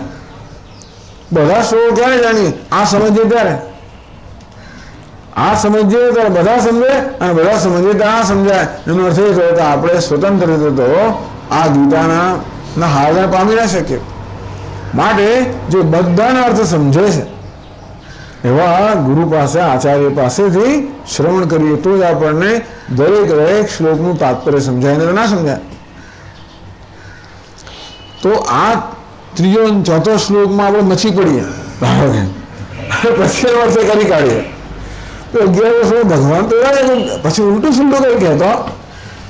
અને હવે પછીના બધા શ્લોક, હવે અત્યાર સુધીના બધા શ્લોકોમાં જે કહેવાય ગયું છે, હવે પછીના બધા શ્લોકોમાં જે કહેવાનું છે એ બધાને ધ્યાનમાં રાખીને એની સાથે વિરોધ ન થાય, પરંતુ એક વાક્યતા જવાય રહે એ રીતે આ બધાનો અર્થ કરવો પડે.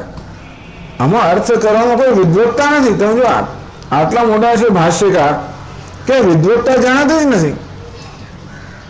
એક શબ્દ લીધો 50 અર્થ કર્યા અને 15 દાડા સુધી ચાલુ, એવું નથી અહીંયા કશું. એમને તો દ્રષ્ટિ કોઈ કશામાં એક જ જગ્યાએ દ્રષ્ટિ છે. ક્યાં છે? તત્વમસી, અહમ બ્રહ્માસ્મિ, સર્વમ ખલુ ઇદમ બ્રહ્મ. આ જે મહાવાક્યો છે એમાં જ એની દ્રષ્ટિ છે. એ જ તાત્પર્ય.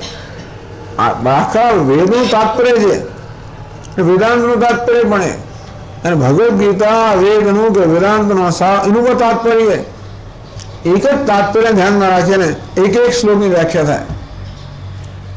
જો ચૂકી ગયા કંઈ એ તાત્પર્ય નિશ્ચયની મુશ્કેલી હોય.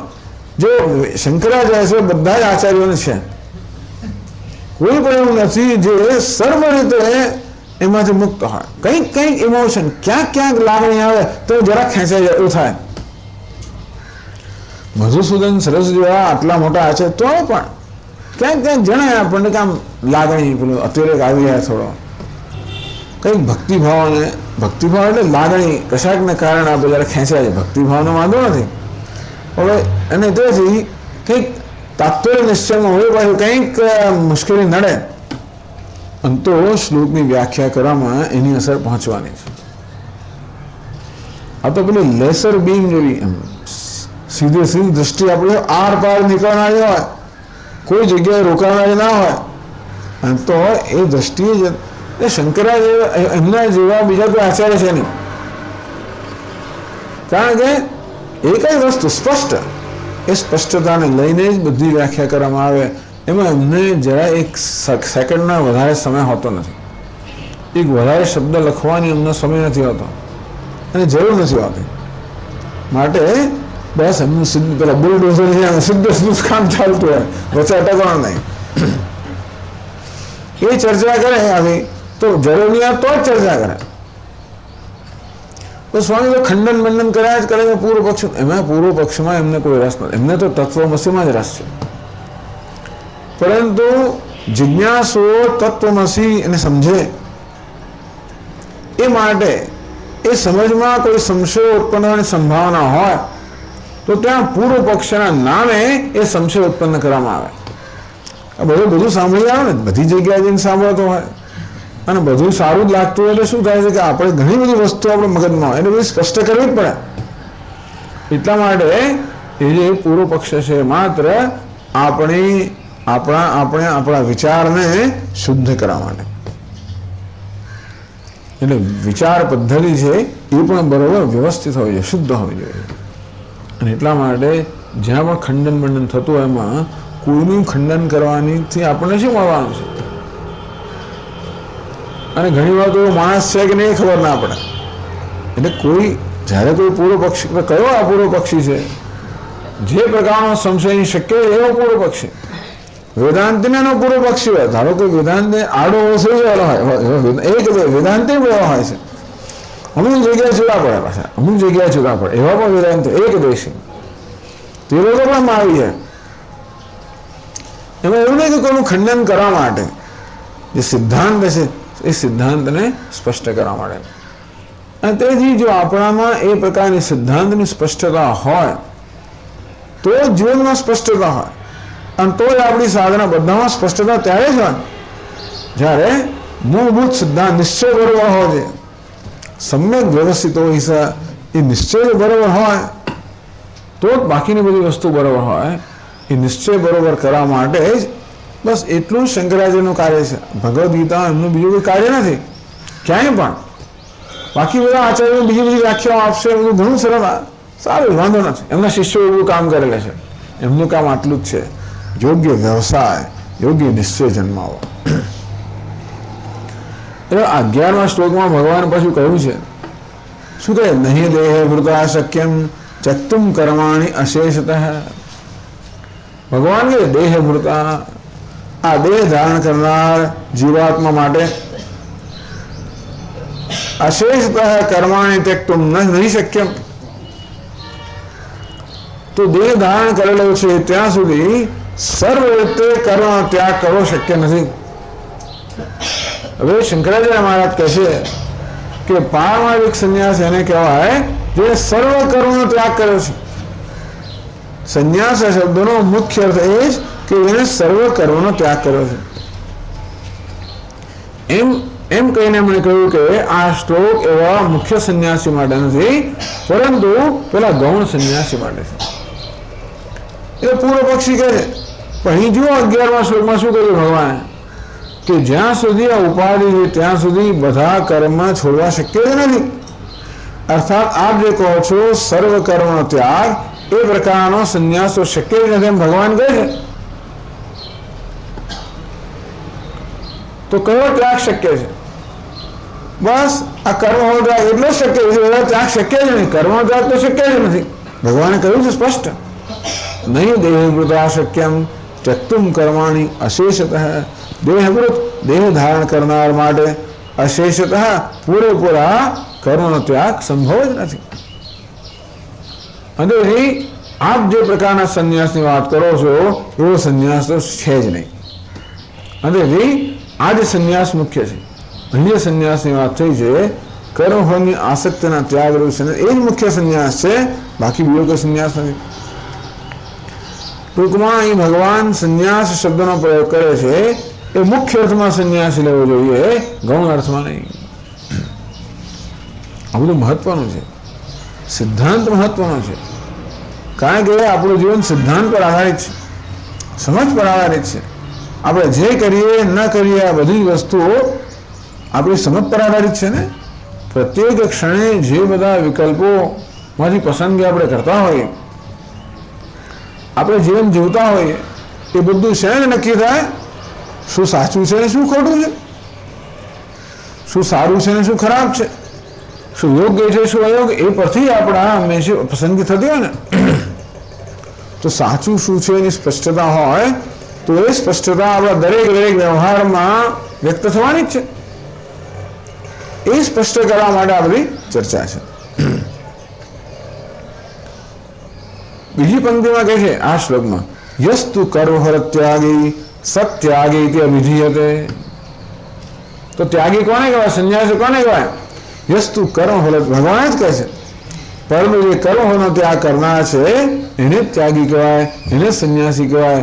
કારણ કે બધા જ કર્મનો ત્યાગ કરવો આ દેહધારી મનુષ્ય માટે શક્ય નથી. પછી શું કહે છે પણ જયારે જોવું જોઈએ. અનિષ્ટમિષ્ટમ મિશ્રમ ચ ત્રિવિધમ કર્મણઃ ફલમ ભવતિ અત્યાગિનામ પ્રેત્ય ન તુ સંન્યાસિનામ ક્વચિદ. તો કર્મણઃ ત્રિવિધમ ફલમ, આ કર્મનું 3 પ્રકારનું ફળ છે. અનિષ્ટમ, ઇષ્ટમ અને મિશ્રમ. અનિષ્ટ એટલે પાપ કર્મનું પરિણામ, ઇષ્ટ એટલે પુણ્ય કર્મનું પરિણામ, અને મિશ્ર એટલે પાપ અને પુણ્ય એવા મિશ્રિત કર્મનું પરિણામ. આવું કર્મનું 3 પ્રકારનું ફળ હોય છે. ભવતી ત્રિવિધમ કર્મના ફલમ ભવતી, આ 3 પ્રકારનું ફળ ભોગવવું પડતું હોય છે. કોણ? અત્યાગિનામ પ્રેત્ય. પ્રેત્ય એટલે આ દેહનો ત્યાગ કર્યા પછી અત્યાગિનામ, જેને આ જીવનો ત્યાગ નથી કર્યો એમણે દેહનો ત્યાગ કર્યા પછી આ 3 પ્રકારનું ફળ ભોગવવું પડતું હોય છે. ન તો સંન્યાસિનામ ક્વચિત, પરંતુ સંન્યાસીઓએ આ 3માંથી એકેય પ્રકારનું ફળ ભોગવવું પડતું નથી. હશે પણ આવ્યું આગળ તો યસ્ત કર્મફળ ત્યાગી સત્યાગી તે વિધિ હશે.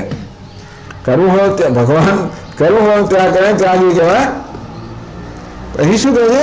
બધું સંન્યાસિનામ ક્વચિત, પરંતુ સંન્યાસી જેમને ક્યારેય પણ આ 3માંથી એકેય પ્રકારનું ફળ ભોગવવું પડતું નથી. કારણ કે સંન્યાસીઓ ક્યારે પણ 3માંથી એકેય પ્રકારનું કર્મ કરતા નથી. કર્મ કરો અને પછી કર્મફળ ન ભોગવવું તો બને જ નહીં. કર્મફળ ક્યારે ન ભોગવવું પડે? જ્યારે કર્મ ના કર્યું ત્યારે. તો ભગવાન જ્યારે એમ કહે કે સંન્યાસીઓ ક્યારેય પણ આ 3માંથી એકેય પ્રકારના કર્મફળ ભોગવવાનું હોતું નથી, એનો અર્થ એ છે કે આ સંન્યાસીઓ 3માંથી એકેય પ્રકારનું કર્મ કરતા નથી. એનો અર્થ એ છે કે સંન્યાસીઓ બધા કર્મનો ત્યાગ કર્યો છે. પછી એવું પણ જોવા જેવું છે બધું. આગળના શ્લોકમાં શું કહ્યું? યસ્તુ કર્મફળ ત્યાગી સત્યાગી તે અભિધીયતે. કે નહીં બધા કર્મ છોડવા કોઈને મળે, કોઈ દેહધારી મળે શક્ય નથી. અને માટે જે કર્મફળનો ત્યાગ કરે છે એને ત્યાગી કે સંન્યાસી કહેવાય. પણ એ શું કહે? બધું સંન્યાસિનામ ક્વચિત, પણ સંન્યાસીઓ ક્યારે પણ 3માંથી એકેય પ્રકારનું ફળ ભોગવવું પડતું નથી. એવું ત્યારે જ બને જ્યારે એ સંન્યાસીઓ 3માંથી એકેય પ્રકારનું કર્મ ન કરતા હોય. એનો અર્થ એ કે જેને સર્વ કર્મનો ત્યાગ કર્યો છે એને સંન્યાસી કહેવાય. એવું અમારું દેખાય જ પાછું. એવું સ્પષ્ટ કરવું પડે ને. એટલે આ ચર્ચા હાથમાં લેવામાં આવી છે. કહે છે અહીંયા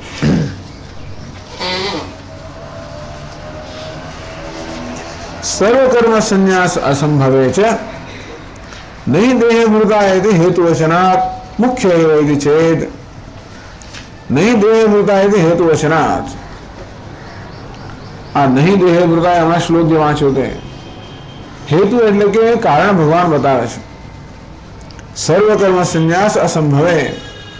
કેમ સર્વકર્મનો સંન્યાસ સંભવ નથી? એને ભગવાને કારણ બતાવ્યું. નહીં દેહી, કારણ કે દેહભૂતા त्यक्तुम कर्माणि न शक्यम न शक्य न शक्य नहीं शक्यम न शक्यम कर्माणि त्यक्तुम न शक्यम. तो भगवान કહે છે કે આ દેહધારી મનુષ્ય વડે બધા કર્મો ત્યાગ શક્ય નથી. કેમ? કારણ બસ એ કારણ બતાવો કે દેહધારી હોવાના કારણે આ બધા જ કર્મનો ત્યાગ કરવો સંભવ નથી. એમ કરીને સર્વ કર્મના ત્યાગની સંભાવના ત્યાં ભગવાન બતાવી. 11મા શ્લોકમાં ભગવાન શું બતાવ્યું? કે બધા કર્મ ત્યાગ નથી શક્ય માટે સર્વ કર્મ ત્યાગની અસંભાવના બતાવી. એમ કરીને સર્વ કર્મ ત્યાગરૂપી સંન્યાસની સંભાવના બતાવી. તો આપ કહો છો કે ભાઈ પારમાર્થિક સંન્યાસ એટલે સર્વ કર્મનો ત્યાગ, તો ભગવાન તો કહે છે એ પ્રકારનો ત્યાગ શક્ય જ નથી. અને માટે વસ્તુ કર્મફળ ત્યાગી સત્યાગી કે અભિધેય ભગવાન એમ કહે છે એ કર્મફળનો ત્યાગી છે એ જ ત્યાગી છે. પણ એ જ મુખ્ય અર્થમાં સંન્યાસનો મુખ્ય અર્થ શું થવો જોઈએ? કર્મફળનો ત્યાગ કર્યો છે એ સંન્યાસી છે. એટલે મીમાંસક લોકો તો આ ભાષા એ બીજી કક્ષા સુધી જાય છે. સાંખ્ય લોકો એમ કે કર્મ છોડી જ દો. તો મીમાંસકો ક્યારે ના છોડશો? આ બંને તકલીફવાળા છે. વેદાંતિ લોકોના બધા સારા તકલીફ છે. બૌદ્ધ લોકો બધા લોકો જડ જેવા છે. બધા લોકો જડ એટલે કે એક પકડીને બેઠા બસ. પેલા તો છોડીશો એ પણ જડતા છે અને છોડશો એ પણ જડતા છે. આ બધાને શિક્ષણ આપવાનું છે. આમાં કોઈ ખંડન થતું નથી. બધાને શિક્ષણ આપવાની જરૂર છે એમના પોતાના કલ્યાણ માટે ને. કારણ કે એ લોકો બધા જિજ્ઞાસુ તો છે જ ને. કોઈક જાતનો સિદ્ધાંત મગજમાં પકડીને બેઠેલા છે, ત્યાં આગળ પણ થોડું આઘાત કરવાની જરૂર છે. અને તો એમનું પણ કલ્યાણ થાય અને એમને એનું અનુસરણ કરવાના બીજા 1000 લોકોનું પણ કલ્યાણ થાય પાછું પણ ખરું ને. અને માટે આવું કરવામાં આવે છે એમના દ્વારા. તો મીમાંસક લોકોનો એવો પક્ષ છે કે યાવત જીવમ અગ્નિહોત્રમ જુહયાત. જ્યાં સુધી મનુષ્ય જીવિત છે ત્યાં સુધી અગ્નિહોત્ર કર્મ કરવું જોઈએ, એટલે નિત્ય નિમિત્તે કર્મ કરવું જોઈએ. અકરણે પ્રત્યવાય ન કરતો તો પાપ લાગે. એ લોકો આગળ છે. એટલે બે પક્ષ સાંખ્યનો કહો ને મીમાંસકો, પછી વેદાંતનો પક્ષ કહે છે ભગવાન પોતે. તો અત્યારે કહે છે કે ભગવાન પોતે જ 11મા શ્લોકની અંદર આ પ્રકારની વ્યાખ્યા કરે છે કે જે કર્મફળનો ત્યાગ કરે છે એ ત્યાગી છે. કારણ કે સર્વકર્મ સંન્યાસ શક્ય નથી અને માટે કર્મફળ એટલે હેતુ કર્મ જે કર્મફળનો ત્યાગ કરે છે એ જ ત્યાગી કહેવાય. કેમ? કારણ કે સર્વકર્મનો સંન્યાસ શક્ય નથી. એનું કારણ કે હેતુ હેતુ વચનાત મુખ્ય હેવૈતિ.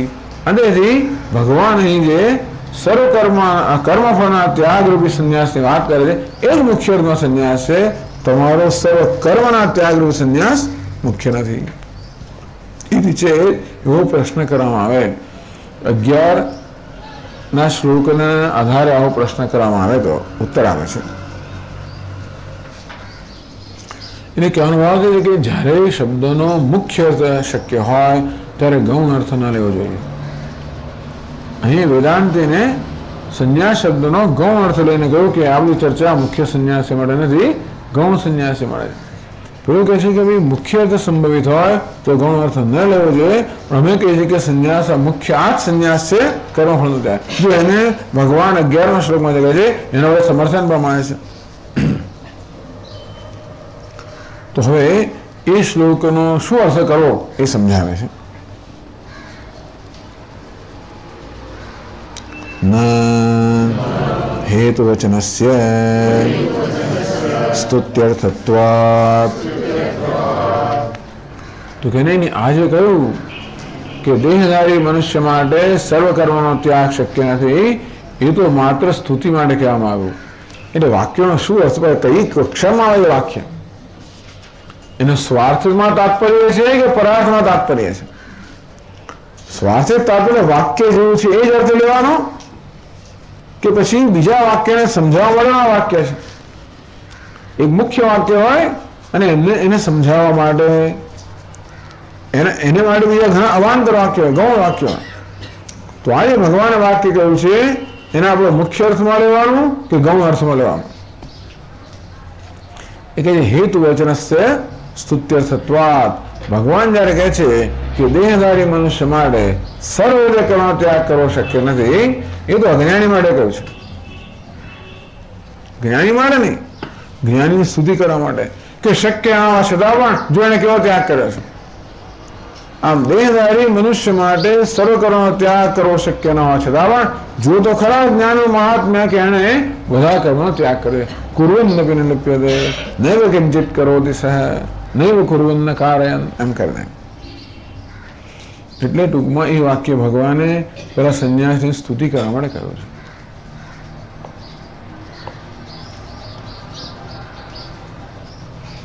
એટલે આ જે ભગવાનનું વચન છે એ સર્વ કર્મ સંન્યાસનો અભાવ સ્થાપિત કરવા માટે નથી, પરંતુ સંન્યાસની સ્તુતિ કરવા માટે છે.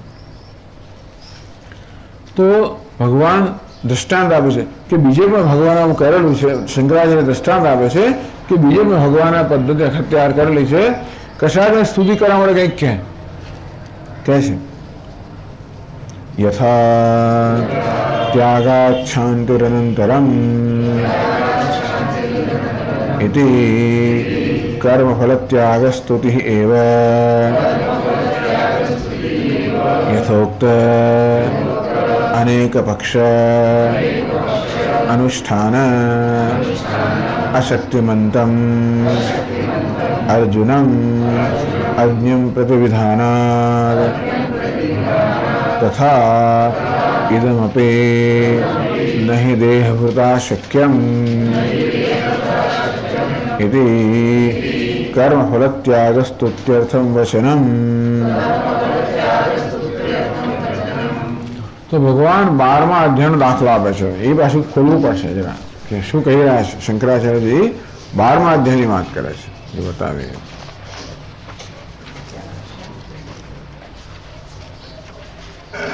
આ તો 18મો અધ્યાય છે. બધા અધ્યાયોની સમીક્ષા છે એટલે પછી પાછળ જવું પડે આપણે. જો 289માં પાના પણ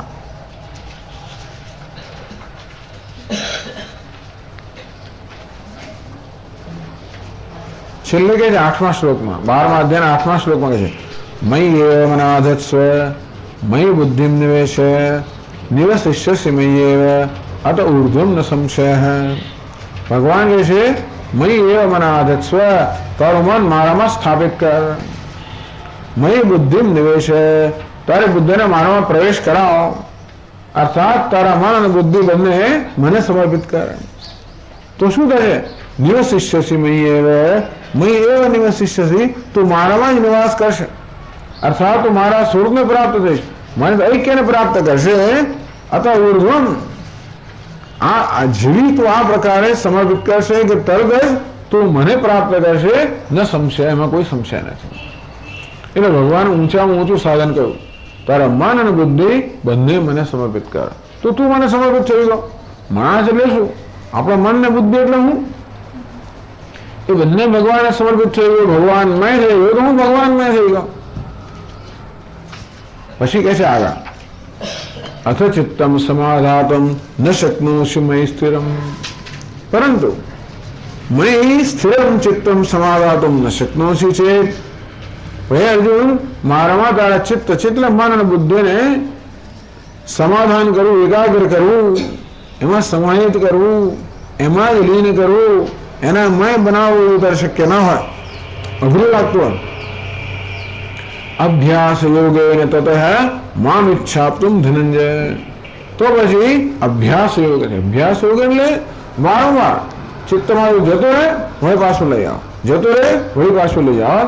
એ પ્રકારના અભ્યાસ યોગથી તું મને પ્રાપ્ત કર. એટલે કે એમ અભ્યાસ કરવાથી ધીમે ધીમે તારું મન બુદ્ધિ મારામાં એક થઈ જશે. તો અભ્યાસ ક્યારે થાય? આંખો બંધ કરીને આપણે આ કરી શકીએ ત્યારે. એમાં મનની ઘણી બધી સ્થિરતા જોઈએ તો જ આપણે આપણા મનને સંબોધી શકીએ અને ત્યાં આગળ પાછું લાવીએ, ત્યાં આગળ પાછું લાવીએ. એ બહુ અઘરું છે. બેસવું અઘરું છે ને, આંખો બંધ કરવી અઘરી છે. આંખો બંધ કર્યા પછી મન બીજા બધા વિચાર ના કરે, એક વિચારમાં સ્થિર થાય, જરાક વિક્ષિપ્ત થાય પાછું લાવીએ. પણ એવી સ્થિતિ તો મનમાં જોઈએ જ ને. અભ્યાસ એટલે સમર્થોસી. હે અર્જુન, આ પ્રકારનો અભ્યાસ અર્થાત ધ્યાન કરવામાં જો સમર્થ ના હોય, કઈ વાંધો નહીં, મત કર્મ પરમો ભવ, તો બસ મત કર્મ પરમો ભવ, મને મારા માટે જ કર્મ કરવું, એ બસ એ પ્રકારે તું મારા માટે કર્મ કરવા રૂપી એમાં જ રત થઈ જાય. મદર્થ કર્માણી કરવું સિદ્ધિમ આપશે, કઈ વાંધો નહીં, તું કર્મ કર. એટલે મનની એવી સ્થિરતા નથી કે બેસી શકે માણસ લાંબો સમય, અને એની મનમાં જ અજંપો છે, એના માટે શું કરવું, તો કે એ અજંપાનું કર્મ દ્વારા વ્યક્ત કર. તો કર્મ હંમેશા મારા માટે કર, બીજા કશા માટે ના કરીશ. એ તારામાં જે આંતરિક અજંપો હોય એને આ રીતે તું વ્યક્ત કર. એમ કરવાથી દૂર અંતર્જ્ઞાન શુદ્ધ થશે, મનની સ્થિરતા આવશે અને પેલો અભ્યાસ યોગ શક્ય બનશે. એમ થાય છે વડે ચિત્તને, એટલે ચિત્ત એટલે મન અને બુદ્ધિ મારામાં સમાહિત થશે અને તું મને પ્રાપ્ત કરીશ. તો મહારાજ બહુ રાગ દ્વેષ છે, માટે આપને જ યાદ કરવું ને આપને જ કર્મ સમર્પિત કરવું એ મુશ્કેલ છે. અથવા એ જ નથી શકતો છે, મારે માટે જ કર્મ, અર્થાત કર્મને અર્પણ કરવું. જો પહેલા જ કરો તારી જાત મન બુદ્ધિને અર્પણ કર, એના એમ કરવાનો પ્રયત્ન કર, એ તો મને કર્મ અર્પણ કરવે. મારા એ પણ મુશ્કેલ છે, તો કઈ ત્યારે કર્મનું ફળ અર્પણ કર, કશું તો અર્પણ કર. એવું તો નથી શકતો છે, અર્થાત મને કર્મ અર્પણ કરવાનું પણ તારા માટે શક્ય ના હોય તો સર્વ કર્મ ફલ ત્યાગમ તતઃ કુરુ, તો કઈ વાંધો નહીં, બધા કર્મ ફળનો ત્યાગ કર. ત્યાગ એ નહીં કે અમૃતત્વ માનશું, અમૃતત્વની પ્રાપ્તિ ત્યાગની થાય, પણ ત્યાગના પગથિયા સર્વ કર્મફળનો ત્યાગ. ત્યાગ એટલે ભગવાનને આપવું, ત્યાગ એટલે ફેંકી દેવાનું નહીં, ભગવાનને આપવાનું. પછી કર્મ ભગવાનને આપવું, પછી ભગવાનનું ધ્યાન કરવું, મન બુદ્ધિ ભગવાનને આપી દેવા, એટલે આપણે અપાઈ જઈએ. આ પ્રકારે ભગવાને જે બધા સોપાન ખાયા. પછી શું કહે 12મા શ્લોકમાં, શ્રેયો હિ જ્ઞાન અભ્યાસાત જ્ઞાનાત ધ્યાન વિશિષ્યતે ધ્યાનાત કર્મફલ ત્યાગ ત્યાગાત શાંતિ અનંતરમ. અભ્યાસાત જ્ઞાનમ શ્રેય. અભ્યાસ કરતા, અભ્યાસ એટલે કે માત્ર કંઈક ચેષ્ટા કર્યા કરવી, પ્રવૃત્તિ કર્યા કરવી, પૂજા કરવી, પૂજા પાઠ જપ, એમ અભ્યાસ કર્યા કરો, માત્ર કર્મ કર્યા કરો. એના કરતા જ્ઞાનમ શ્રેય, એના કરતા સમજ કે શેના માટે કરવામાં આવે છે, કોને માટે કરવામાં આવે છે, ઈશ્વર વિશેની સમજ એ વધારે ચડિયાતી છે, જ્ઞાન ચડિયાતું છે. જ્ઞાના ધ્યાન વિશેષ, જ્ઞાન કરતા પણ ધ્યાન ચડિયાતું છે. આ સગુણ બ્રહ્મનો પક્ષ છે. નિર્ગુણ બ્રહ્મનો પક્ષ હોય તો જ્ઞાન ચડિયાતું છે, પણ સગુણ બ્રહ્મના પક્ષમાં ઈશ્વરનું સગુણ કે સાકાર જે ઈશ્વર છે એમાં તો જ્ઞાન એટલું પૂરતું નથી, એનો સાક્ષાત્કાર જરૂરી છે. શ્રી કૃષ્ણનો સાક્ષાત્કાર એ ધ્યાનથી થાય. એ જ્ઞાન ધ્યાન વિશેષ છે. પછી શું કહે બીજી પંક્તિમાં, ધ્યાનાત કર્મફળ ત્યાગ. તો હે અર્જુન, આ ભગવાનના ધ્યાન કરતા પણ કર્મફળનો ત્યાગ વધારે ચડિયાતો છે. હવે આ વસ્તુ બહુ અઘરી છે. ભગવાન કહે છે, હવે આને આપણે મુખ્ય અર્થમાં લેવો કહેશું, ભગવાનના ધ્યાન કરતા પણ કર્મફળનો ત્યાગ વધારે ચડિયાતો છે. ભાઈ કર્મફળ ત્યાગ તો પહેલું પગથિયું છે અને ધ્યાન છેલ્લું પગથિયું છે.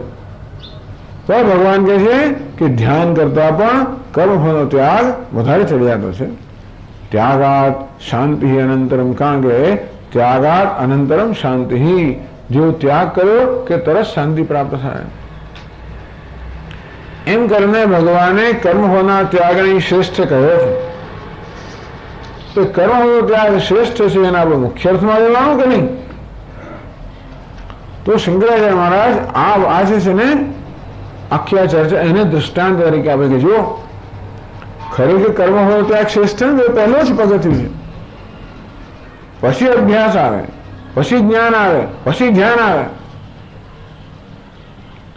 પણ છતાં કર્મફળનો ત્યાગ ન હોય તો આ કોઈ શક્ય જ નથી. अखंडनाथ महाराज कह रहे हैं कि कहीं कहीं भक्त लोग हमारी माता जी के पास जाते हैं, कहते हैं माता जी हम तो आपको ही श्रेष्ठ समझते हैं, ये स्वामी तो ठीक है, आप ही श्रेष्ठ है, आप उनकी माता है, आप नहीं होते तो यही नहीं होते ना। સ્વામીજી ક્યારે હોય? માતા હોય ત્યારે. એ જ માતા ચડિયાતી છે. તેવી રીતે કર્મફળનો ત્યાગ તો માતા છે. એ હોય તો પછી પેલું જ્ઞાન આવે, અભ્યાસ આવે, ને જ્ઞાન આવે, ને ધ્યાન આવે. કર્મફળના ત્યાગથી આપણા કંઈક રાગ દ્વેષ ગયા હોય ત્યારે બાકીના પગથિયા શક્ય છે. પહેલું પગથિયું છે. પહેલું પગથિયું ના હોય તો બીજા પગથિયા શક્ય નથી. અને માટે ભગવાન જાણે છે કે અર્જુન હજી આ પગથિયા માટે તૈયાર છે. આગળના પગથિયા માટે અર્જુન તૈયાર નથી. દરેક એવું ઈચ્છે કે હું તો સારામાં સારું કરું, ધ્યાન શીખવાડો, પહેલે દિવસ શીખવાડો. અર્જુન પર સંન્યાસ જ ઈચ્છતો હતો ને, કર્મફળનો સંન્યાસ, જે હું ધ્યાન કરી શકું. ભગવાન જાણે છે કે એ પ્રકારના સંન્યાસ મને જ્યાં તૈયાર નથી. પણ અર્જુન પાછું જરા ઓછી વસ્તુઓ સ્વીકાર નહીં, ઉતરતી વસ્તુ સ્વીકાર નહીં. એ શ્રેષ્ઠ હોય તો કરવા ઈચ્છે. એટલે ભગવાને કહ્યું ધ્યાનાત કર્મફળ ત્યાગ. અર્જુન ધ્યાન કરતા પણ કર્મફળ ત્યાગ શ્રેષ્ઠ. તો કે હું શ્રેષ્ઠ વસ્તુ કરીશ, કર્મફળ ત્યાગ કરીશ તો કે કર. અને આ રીતે અર્જુન બીજા બધા સાધનો માટે શક્તિમાન નથી. એટલા માટે એને આ કર્મફળના ત્યાગ એને પ્રોત્સાહિત કરવા માટે અને એની યોગ્યતાને ધ્યાનમાં રાખી અને કર્મફળ ત્યાગની મહત્તા બતાવે કે હા અર્જુન માટે બરોબર છે. અર્જુન માટે ધ્યાનાત કર્મફળ ત્યાગ એવું નથી બધા માટે. પણ અર્જુનની મનની જે પ્રકારની અવસ્થા છે એને ધ્યાનમાં રાખીએ તો એને માટે ધ્યાન કરતા આ કર્મફળ ત્યાગ વધારે ચડિયાતો છે. ધ્યાન કરવા બેસો તો બીજાને શું કરવાનો હતો? એટલા માટે જેની માટેની યોગ્યતા છે એ યોગ્યતાને ધ્યાનમાં રાખીને કહેવામાં આવે. તો અહીં જેવી રીતે આ વાક્યને મુખ્ય અર્થમાં ન લેવાનો હોય, એ કર્મફળના ત્યાગની સ્તુતિ માટે વાક્ય છે, નહીં કે કર્મફળનો ત્યાગ ધ્યાન કરતા ચડિયાતો છે કહેવા માટે, પણ કર્મફળના ત્યાગની સ્તુતિ માટે જેથી અર્જુન એટલે સ્તુતિ હંમેશા વિધિ માટે હોય. અર્જુન માટે ભગવાન કર્મફળના ત્યાગનું વિધાન તું આમ કર, એ વિધાન માટે એના સમર્થનમાં સ્તુતિ કરવામાં આવી અને અર્થવાદ કહેવામાં આવે છે. તો ચાલો હવે પાછા વળી પછી આપણે આપણી ચર્ચામાં જઈએ પાછા. તો ચલો વાંચો. યથા ત્યાગાચ્છાંતિરનંતરમ ઇતિ કર્મફલત્યાગસ્તુતિ એવ યથોક્ત અનેક પક્ષ અનુષ્ઠાન અશક્તિમંતમ અર્જુનમ અજ્ઞમ પ્રતિ વિધાના તથા ઇદમપી નહી દેહવૃતા શક્યમ ઇતિ કર્મફલત્યાગસ્તુત્યર્થમ વચનમ.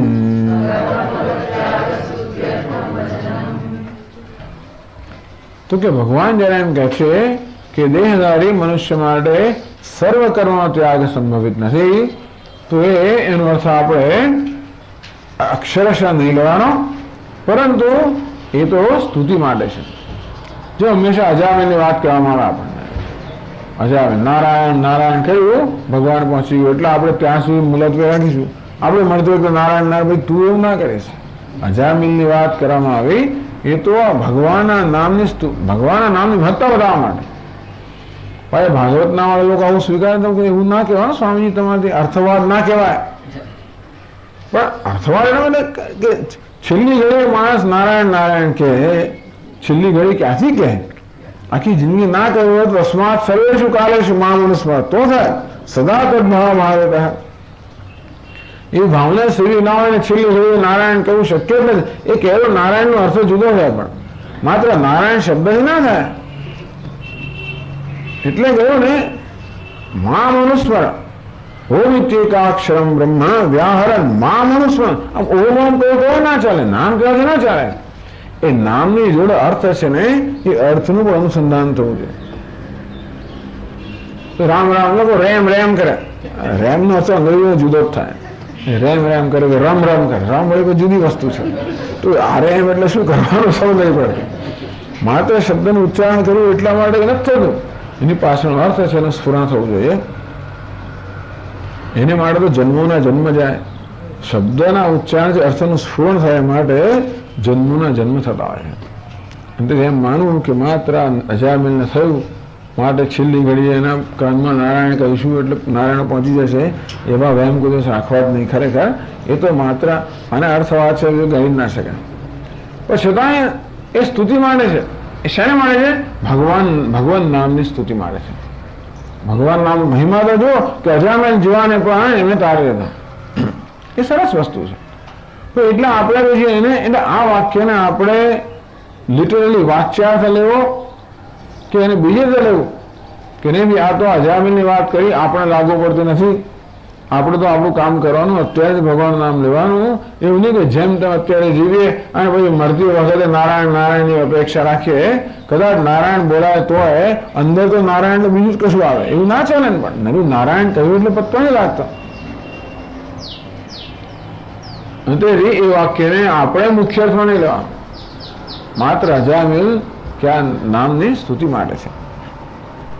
અહીં પણ એવું કહેવામાં આવ્યું કે આ નહીં દેહ મૃતા શક્યમ, દેહધારી માટે આ શક્ય નથી. એમ શેને માટે કહેવામાં આવ્યું? તો કે શક્ય નથી એવું કહેવા માટે નહીં, પરંતુ કર્મફલ ત્યાગ સ્તુત્યર્થમ વચન. પછી કહ્યું ને યસ્તુ કર્મફલ ત્યાગી સત્યાગી વિધીયતે.